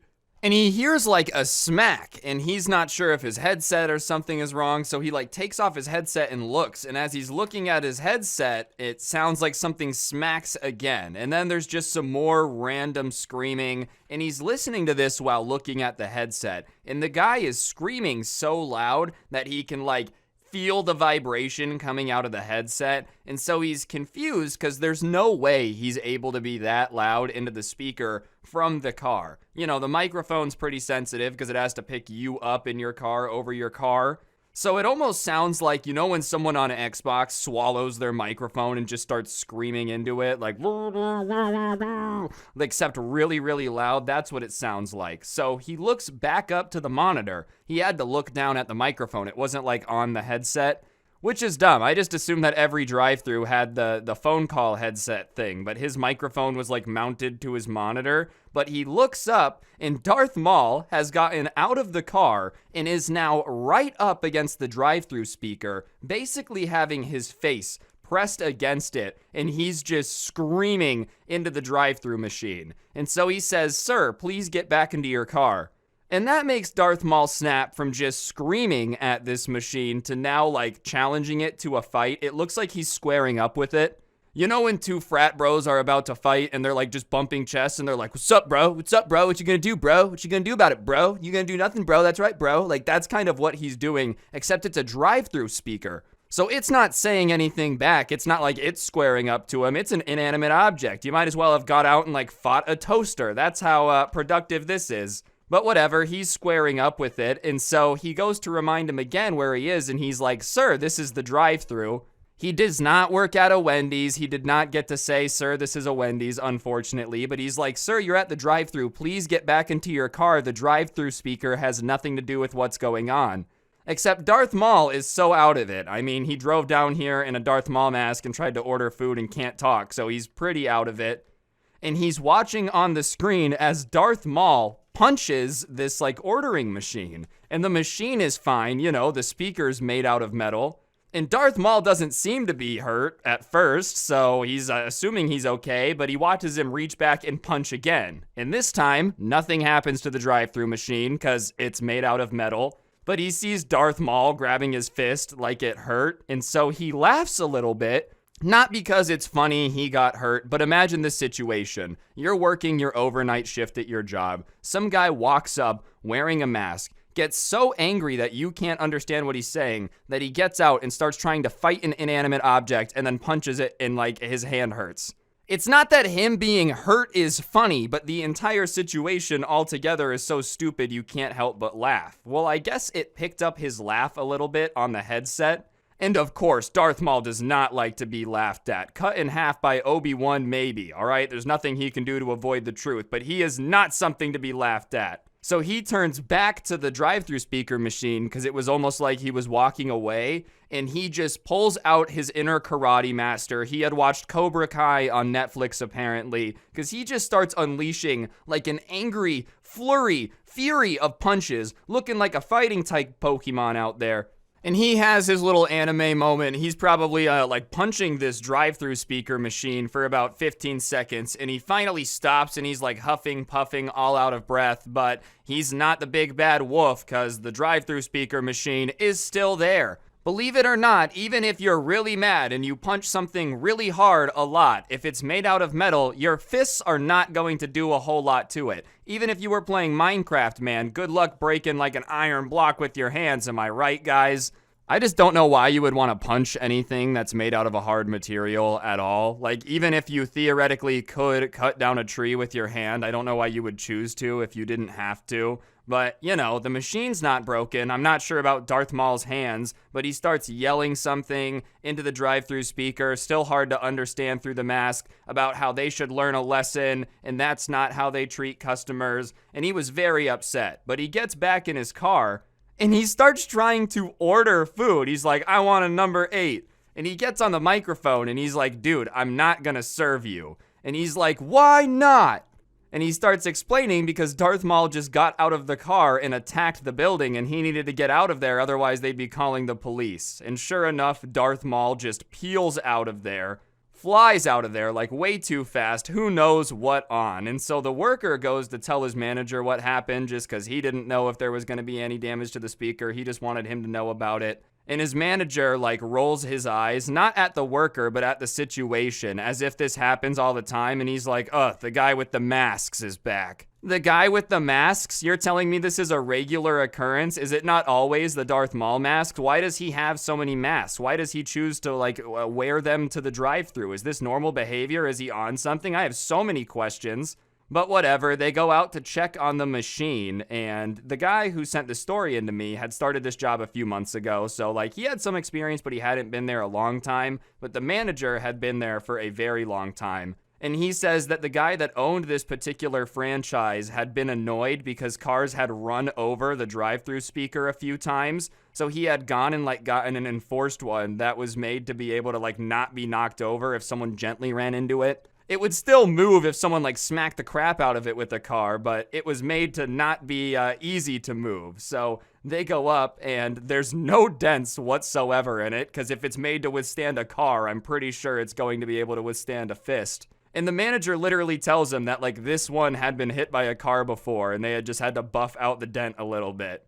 So, I'm not saying that Darth Maul would have had a chance against any type of metal box. I feel like punching metal's just not gonna go well for you, period. Even if you dent the metal, you're still gonna hurt your hand, you know? But he was definitely not gonna win this fight. He happened to pick, like, the Fort Knox of drive-thru speakers. I didn't even realize that people would reinforce them because they get hit by cars so much. I wonder how strong the McDonald's drive-thru things are, dude. Like, it could a Category 5 tornado just come right over the top of it and it would do nothing. I didn't even realize that was a thing. I would love to know what Darth Maul thought the next morning, you know? Like, he probably goes home, doesn't really remember coming home. I'm just assuming, never drive on anything that's insanely dangerous, but if you, like, can't talk and you're fighting a drive-thru machine, I'm going to assume that you are not in the perfect state of mind. Like, I'm just gonna have to assume that. Maybe that's just how he acts. I hope not. Either way, he probably doesn't remember getting home. He wakes up the next morning. His fists are just like swollen. What did I do, man? Like, what did I do? He looks around. He sees the Darth Maul mask on the ground. Oh no, I was possessed with the power of Darth last night. He just goes full Darth Maul. Whatever mask he has on, he has like, what is it when actors go full blown? The method acting. He becomes a method acting version of whatever mask he has on. Jim Carrey would like to have a word about rebooting the mask with you, man.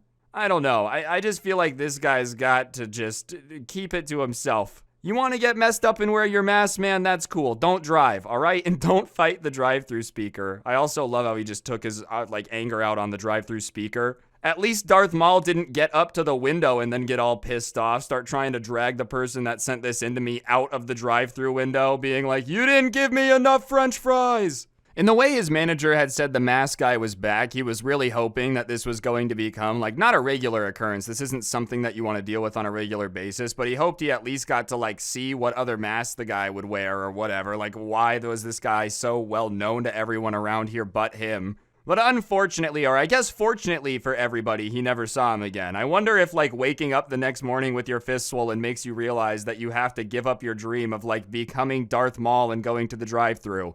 Even if you actually were Darth Maul, he doesn't strike me as a fast food guy. He, like, literally survived on pure hatred for years after being cut in half because he just wanted revenge. That doesn't strike me as somebody that would want anything related to a Happy Meal within, like, the same entire ballpark, all right? I know it wasn't a McDonald's, but I'm just saying, Sith Lords don't strike me as people that would love a good burger. Darth Vader isn't sitting there like, "I just force-choked 40 people. Someone get me some chicken nuggets with sweet and sour sauce."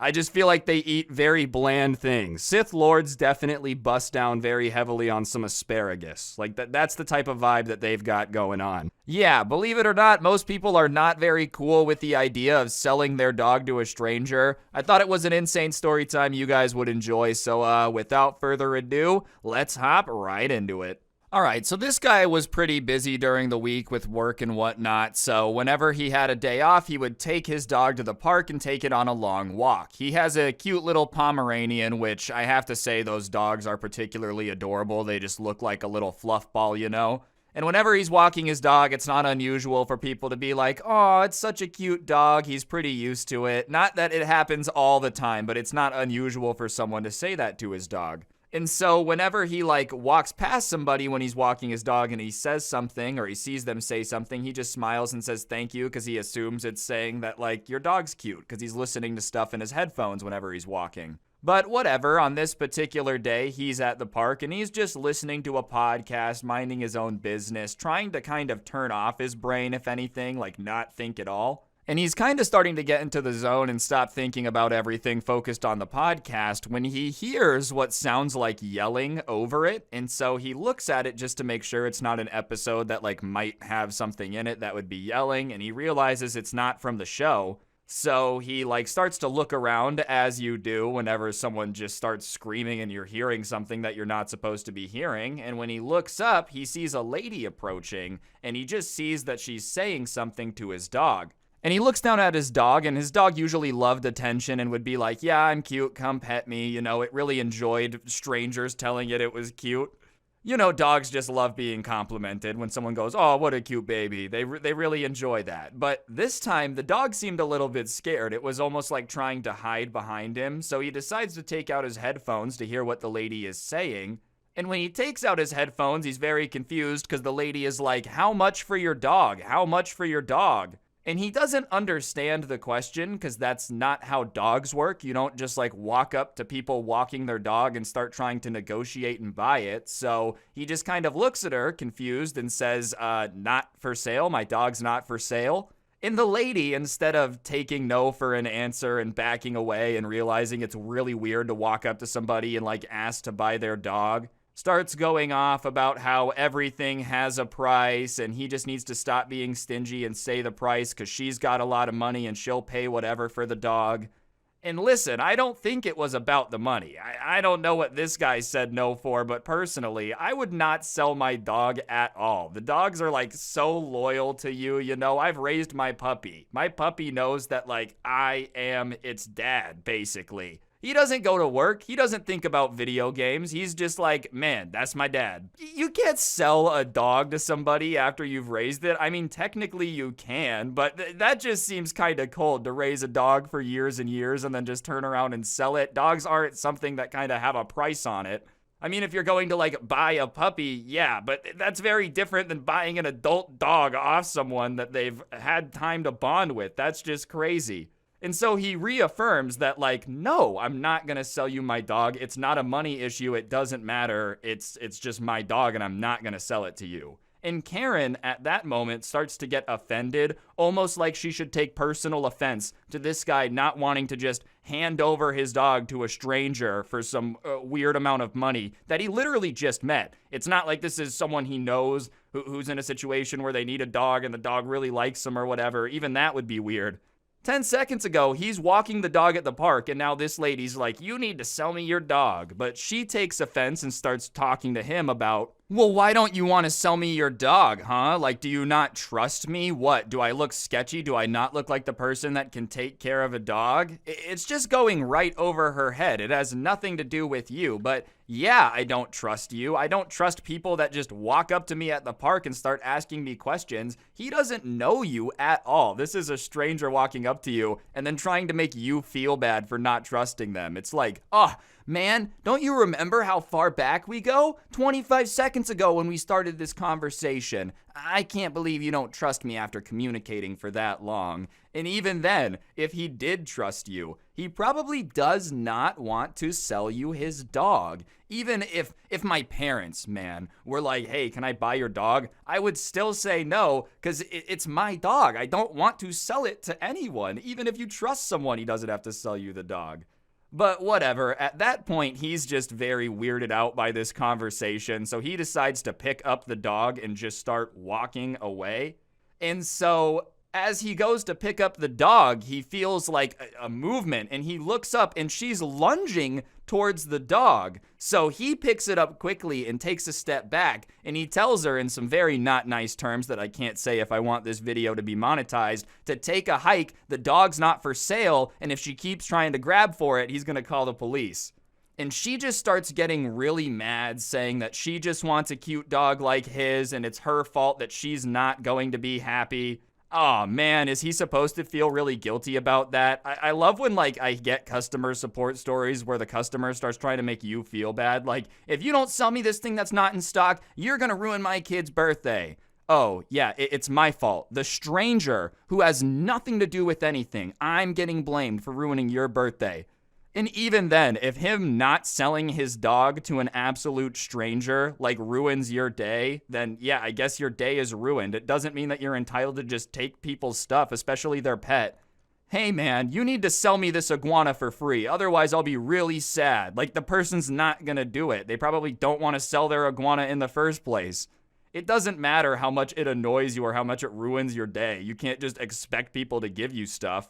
But whatever, he's literally trying to ignore her. He has his dog like in his hand and now he's just walking away. And he's literally not listening to anything she's saying. He just hears screaming, you know, when someone's just so mad that they're just like, "You're ruining my life. You really are taking away my happiness by not letting me buy your dog." And he just doesn't care. It's not fazing him, so he's just kind of trying to like block it out using the power of the brain to block out the audio. But as he's walking away, he feels like something on his arm and he looks down and he sees that her hand is like grabbing him on his arm and trying to turn him around. So he turns around and looks and she's like 6 inches away from him. She's basically in his face and she screams, "Let me buy your dog." But she's so close that as she's screaming, "Let me buy your dog," he's like in the splash zone from SeaWorld. He's just getting wet as her spit kind of flies into his face. And he realizes that like, oh, this lady's really nuts. Not only is she gonna come up and try to buy my dog on the spot, but even if I just try to walk away, she's gonna like grab me, scream at me, make a giant scene in the middle of the park. So he realizes, I gotta get out of there. So with his dog in his hand, he literally starts running away from this lady in the park. And I feel like that should have probably been the wake-up point for Karen. If you get somebody in a park to literally start running away from you, don't chase them. They don't want to be near you. But sure enough, Karen starts running after him. And I can't imagine how stressful that is, dude. You're just trying to walk your dog. Next thing you know, a Karen is literally like in a foot pursuit with you, like she's on the first season of Cops. You're just trying to get away and protect your dog. She's chasing after you, screaming at you, but that's what's going on. So he's running away, and he's very much faster than the Karen. It's not like it's hard to be older than anyone in middle age. No offense to anyone middle age watching this. You guys have just kind of lost your quickness. So he gets to the car, puts his dog in the passenger seat, turns on the car, and goes to leave. And as he goes to leave, Karen runs behind the car and starts like banging on the windshield. And it's to the point where the brake light from the back of his car is like illuminating her face. And she just straight up is starting to look like a demon, you know, just angrily screaming with this red lighting, making her look like a Sith Lord. So as she's banging on the back window, he grabs his phone, and it's probably obvious that he's going to call the cops. And as soon as he picks up the phone and says, "I'm going to call the cops," she stops. She completely drops all the anger, everything, and just walks away. It was like as soon as she might actually have to explain what was going on and he threatened to call someone, she was like, "Oh, okay, never mind," and just dropped it and literally ran away. He wasn't going to take any chances, though. He didn't want her to come back. So as soon as she ran away, he like put the car in reverse and just tried to get out of there as fast as humanly possible and protect his dog. And like after that, he started looking around on Facebook and like Googling his area and Crazy Lady. And there were some stories on social media about people that had been at that park and been approached by some lady who started screaming at them and like demanding that they sell him the dog. So apparently this is this lady's regular hobby. This is just what she gets up to on a weekly basis. You know, instead of book club or something to fill the time, she's just like, "I'm going to go scream at people until someone sells me their dog." Chasing after the car, banging on the back like window while having a brake light illuminating your face, that's crazy though. That just seems like something out of a horror movie, man. People don't want to sell their dogs. I would be a little bit weirded out if like I knew a guy and he had raised this dog, he had this dog for years and all of a sudden it was gone. Like, oh, what happened? Instead of, you know, something bad happening, like not in a bad way, but like you expect someone to have a dog until it passes on. If he was like, "Oh man, I sold it, I made such a fat profit," I would be like, "Wait, what? What? You sold your dog?" Like that would probably freak me out. So whatever, he doesn't go to that park anymore, probably for the best, but I don't know. Be on the lookout. If you walk your dog in the park, there might be someone crazy coming around trying to buy it. But I did get another story sent into me this week that's kind of related, kind of not. It's not as long as that one, but I still thought it was funny. It's probably not long enough for its own video, so I'm just going to put them together. So this guy had lived in this condo complex for a really long time, and it was really quiet, like 99% of the time. Very rarely did his neighbors throw any parties. Very rarely did anything go on. He's the youngest guy in this complex by basically a good 15 years. But one day he's at home trying to have a Zoom meeting with his boss, and there's all this ruckus outside. And it sounds like it's coming from right outside his window, and he happened to overlook the courtyard from the bottom floor, and he looks out and he sees two middle-aged men wrestling on the grass, fighting each other. And that's not something that's normal to look out your window and see. So he starts kind of analyzing what's going on, and when someone's just very clearly 35, nothing wrong with that. We're all going to get old. Everybody's going to be 35 at some point. But they kind of get out of breath a little bit easier. They're definitely almost too tired to be fighting still, but they're wrestling on the ground. And he starts looking around, and there's a huge crowd of people from the complex that are just kind of sitting there watching it. And they're yelling let's go, almost like a fight in a school lunchroom.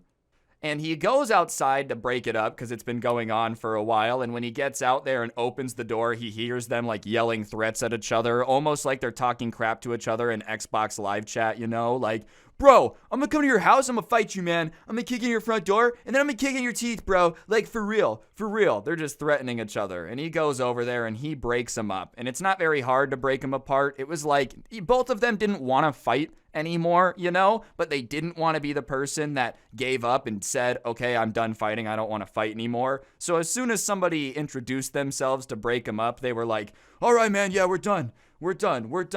And so they're super tired. They're both slumped up against the building, out of breath. And he goes to him and he's like, what is going on, guys? I'm trying to be on a work call. I look outside. You guys are fighting. They were roommates and usually they got along. He's like, what's going on? And they said that they had got a puppy because they just wanted something around the house. And he's like, okay, that should be a good thing. But they couldn't agree what to name it. So they started fighting each other. Which, I feel like there's some things that might get so heated you have to fight. But naming a pet really shouldn't be one of them. That seems a little bit crazy. And especially over just wanting different names. You could compromise. If you both hate the other person's name, then you got to come up with a third name. It doesn't seem like it was that difficult. You didn't have to end up wrestling each other in the middle of the condo courtyard. So they asked them what the names are because he's curious. And if they're going to fight over it, you'd think these would be the greatest dog names of all time. You think these guys would just be two artists almost. Their passion is giving dogs great names that they could be proud of. You would think that's how they would be acting. And that's how they were acting. So you would think these names are incredible pieces of art. You want to know the names that they were literally fighting over, ladies and gentlemen? They were fighting over whether they should name the dog Dog or name the dog Cat. They had gotten into a literal fight over those two names, which, listen, I think are fine names for a pet. I think it'd be funny to have a dog named Dog, and I think it's funny to have a dog named Cat. They both work. I just think it's not worth violence, I just think having a puppy should be a fun thing. It shouldn't be something that makes you literally go beat up the person that you live with. And they're both pretty similar. They're very similar. I know technically they're the exact opposite, but if you're gonna name a dog something funny like that, those are kind of your two options. It's very obvious. And so after that, he kind of looks at him and he's like, you guys really fought over that? And they laughed and admitted that it was kind of stupid and they probably just shouldn't have fought over it at all. So he thinks his work there is done and he goes back in and tries to get back on the call. And that day, ladies and gentlemen, they ended up getting into 3 more fights out in that courtyard over naming the dog Dog or naming the dog Cat, which the first time is already dumb, but whatever. Sometimes people fight over stupid things. You get emotional over something dumb. It happens. Maybe you're a little hangry. You're not you when you're hungry. But 3 times, that's 4 fights overall. You're going to fight over this dog's name 4 times. And after fighting 4 times, they didn't even want to be roommates anymore. So one of them ended up having to find someone to sublet his lease, which is a complicated process. So basically, this dog, instead of giving them something to become better friends over, literally made their life just so much worse. And what's silly is if you wanted an easy compromise, you could have just named it Cat Dog. There's an entire television series about something named that. That would have been hilarious. And they were cool with it. They didn't like each other, but it's not like they hated their name so much that they couldn't bear with it. And if the person in the show could deal with it, then you guys could have dealt with it too. Alright, so I think by now it's basically an open secret that every now and then you're gonna get a family member that kinda sucks. And I guess the person that sent this in to me is in a situation where one of their cousins is just kind of a bummer to be around, you know? He's a little bit entitled, he's really angry all the time, everything sucks. Like, you know, just somebody that bums you out overall. And this particular cousin that was a bummer wasn't really that big of a deal in their life because they only saw them once every like 3-4 years. They lived across the country. So, you know, they weren't out there very often. This just happened to be one of the Thanksgivings where they were going to be in town. And because they never really hung out, they never really saw each other, it wasn't like a situation where he was excited to see him, you know, or thought like, hey, this is going to be a super awesome, fun experience. He kind of was dreading it because the last time he was here, he remembers it sucking really bad. And obviously, his parents are giving him the whole, like, no, give your cousin the benefit of the doubt thing. But his cousin comes in and almost instantly just begins to, like, you know, be the cousin that he expected. Right away, he starts complaining that he doesn't know how he's expected to spend Thanksgiving in this house because it's too small and dirty for him. And, like, keep in mind, this is his aunt's house he just showed up to. And he's talking to the kid who lives in the house. It's his house, too. Saying that, like, he hates having to go to poor people's houses and obviously just kind of being a douche for no reason. It's still your family, you know? And whatever, the subscriber tries to hit him with kindness. He's like, okay, you're gonna make fun of me and my family for not having cool stuff in my house. I'll try to be nice. And he's like, yeah, I bet you your house is way cooler, but you know, it's just good to be around family. Maybe next time we do Thanksgiving, it'll be at your house. He's just trying to be nice and get out of this super awkward situation because, you know, nobody likes when someone's like calling their house stupid, dirty, and poor. That's not a good feeling for anybody. A, it doesn't matter, and B, it's just not something you're supposed to say to the person whose house you're at. And his cousin just kind of shuts that down immediately and is like, don't try to be nice to me. Don't get it confused. I don't like you. And he, you know, is kind of takes a step back for a second and is like, damn, all right, dude. So you just showed up at my house, you call it stupid, dirty, and poor, and when I don't start arguing with you about it and getting insanely defensive and fighting with you, then you get mad at me and say, don't be nice to me because I don't like you. And at that point, he just makes a mental choice. He's like, I'm done being nice to this guy. I'm done helping him with anything he needs. I'm done, you know, like hanging out with him. I just really don't want to be around you, bro. If I try to be nice to you after you're a jerk and your response is don't try to be nice to me because I hate you, I feel like at that point I have liberty to like not talk to you anymore. And so this cousin just becomes like the whiniest little baby over the next few days. He's always asking for stuff, asking where things are, you know, just trying his best to like get him to basically be his little slave and follow him around and like do anything he asks of him. But the entire time, he just, like, keeps ignoring him, not doing it, like, doing everything he can to avoid it. And the cousin's getting really pissed off about it, right? I guess before, like, the other times he had come here, you know, he would just kind of go along with what his cousin wanted because his mom has always said, like, don't cause problems, he's family, you know, you don't see him very often, you can deal with it.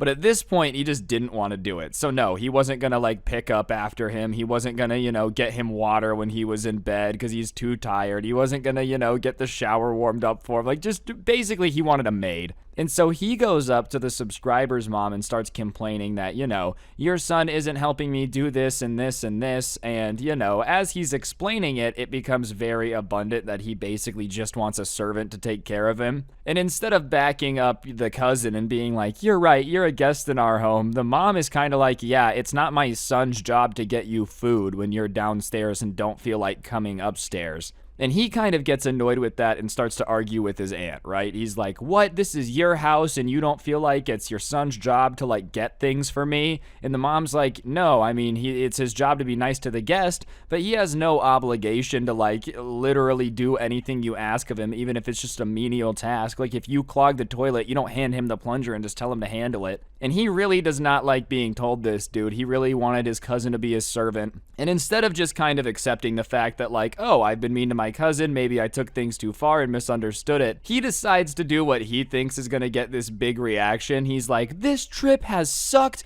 I hate it here. And he like storms off and goes upstairs, right? And everybody's kind of making fun of him for being dramatic because it was just unnecessary to, attack your aunt for like not letting you use your cousin as a slave and then storm off like, okay, yeah, they're the bad guys. The reason you hate it here is because no one's just doing everything you want to do. That's called a normal situation, man. So whatever, that's the night before Thanksgiving. So the next morning, it's officially Thanksgiving. Everybody's hyped to eat some stuffing, turkey, whatever. But his cousin, after the last night, is just refusing to come out of his room. He's like, no, you guys don't know how to treat a guest in your home, so I refuse to come out and eat Thanksgiving with you. I have no desire to be with a family that would treat me like that. Just being way over the top. And obviously the subscriber that sent this in is like, whatever, let him sit in the room and starve, who cares? But the rest of the family feels bad and, is trying to like get him to come out. His mom tries, his dad tries, aunt, uncle, his siblings,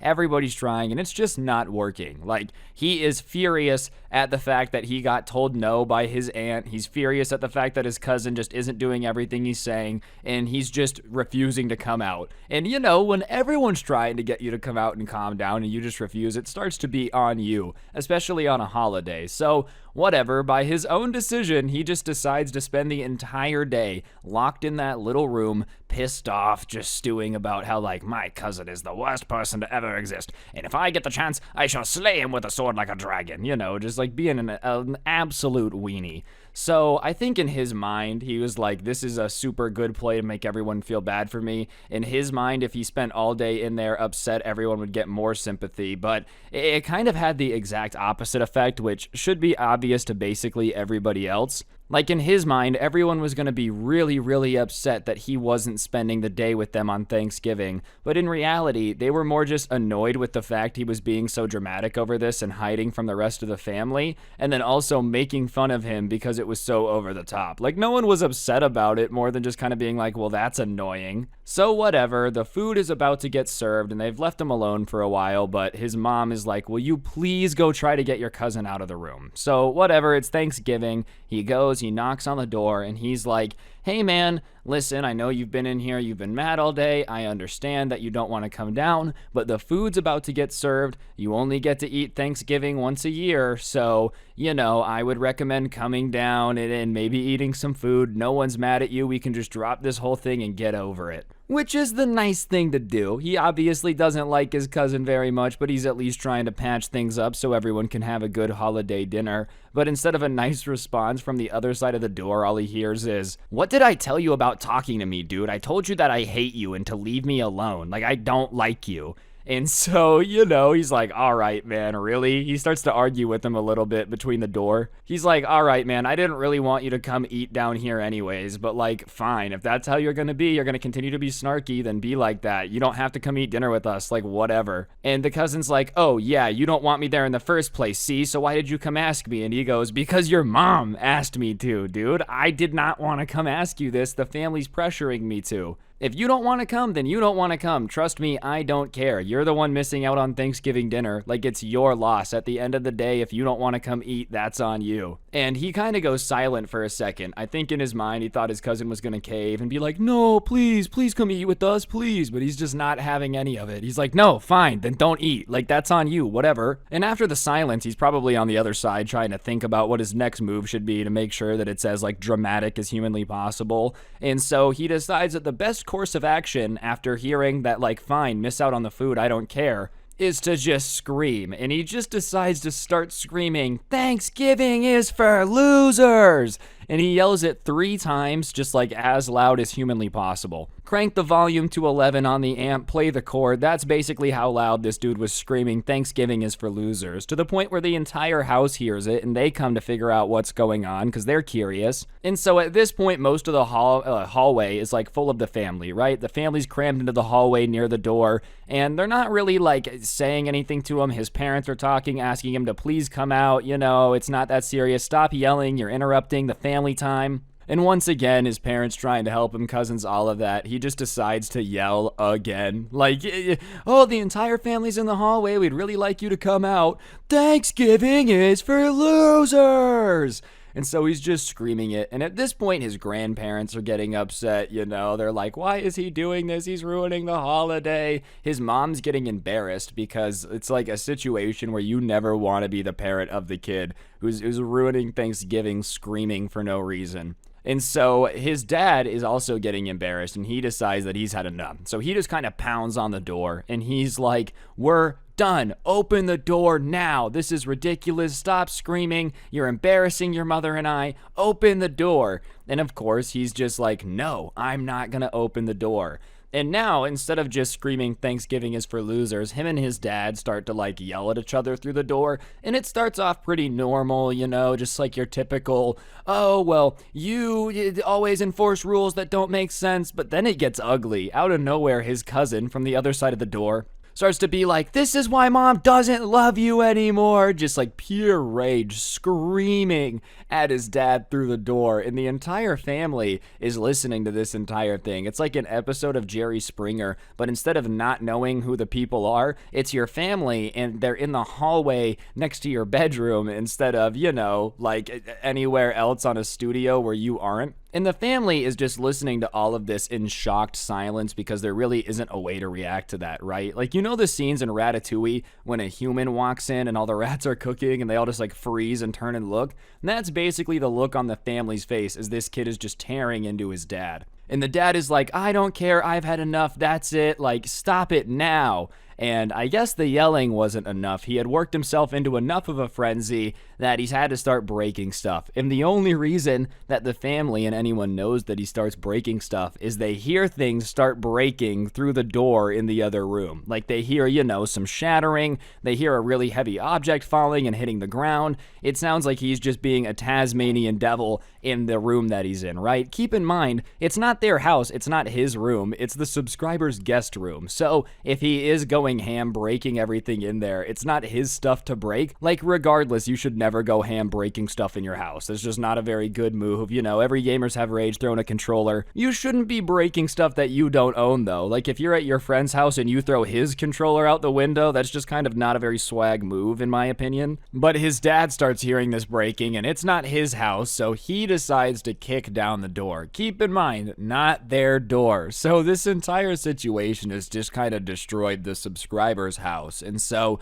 he kicks down the door and kind of like storms in. And at that point, all the adults rush into the room and the subscriber doesn't really have a clear view of what's going on for a bit, which is fair, you know. But after a bit, they come out and like the cousin and his dad go down one hallway and he gets a look into the room, and it's almost like this kid had just had a strategy for how to do this, dude. Literally everything is broken. Like everything is broken, and it's the guest room. So at least it wasn't his cousin's room, you know. That could have been worse. He could have walked into like a smashed Xbox, a couple monitors. Instead, he just decided to trash the guest room. Not that it's much better in any way, shape, or form, but like you have to look on the bright side. But like I said, it was almost like his cousin had developed a strategy for how he was going to destroy this room before he started doing it, because everything is affected. He smashed some lamps. He had pulled the TV off the dresser onto the floor, and it was an older TV because, you know, guest room, so it was heavy, so it had like broken under its own weight from the fall. He had flipped over the mattress, kicked a hole in one of the like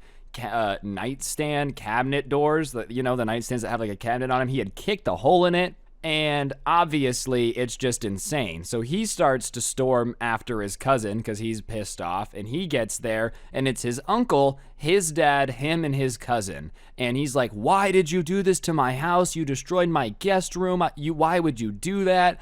And he's just sitting there with like this smug smile on his face. It's not like he feels bad. It's not like he's like, listen, that got out of control. I don't know what happened. And he just looks at his uncle and goes, I don't know. I just really don't like Thanksgiving. Yeah, that's a valid excuse, bro. You know, if you just don't like a holiday, just destroy somebody's house. Absolutely nothing wrong with that. Who needs to like not break stuff just because you don't like Christmas? Oh man, I hate 4th of July. So you just crash your car into an Arby's? Like what? Alright guys, I'm going to interrupt the video for just 1 second. If you take a look at your screen now, you'll see a gift card code. For those of you that don't know, I give one of these away in every video I post to say thanks to y'all for subscribing and turning on notifications. So if you haven't already, you should, and yeah, I'd appreciate it if you already do, you're a G. And while I've got your attention, be sure to press the like button, otherwise, no joke, no scam, your mom's a hoe. I'll get back to it now, bye. And at that point, everybody is just ashamed of the guy. His parents, the aunts, the uncles, grandma, grandpa, everybody kind of overhears the I just don't like Thanksgiving. And at that point, like, there's just really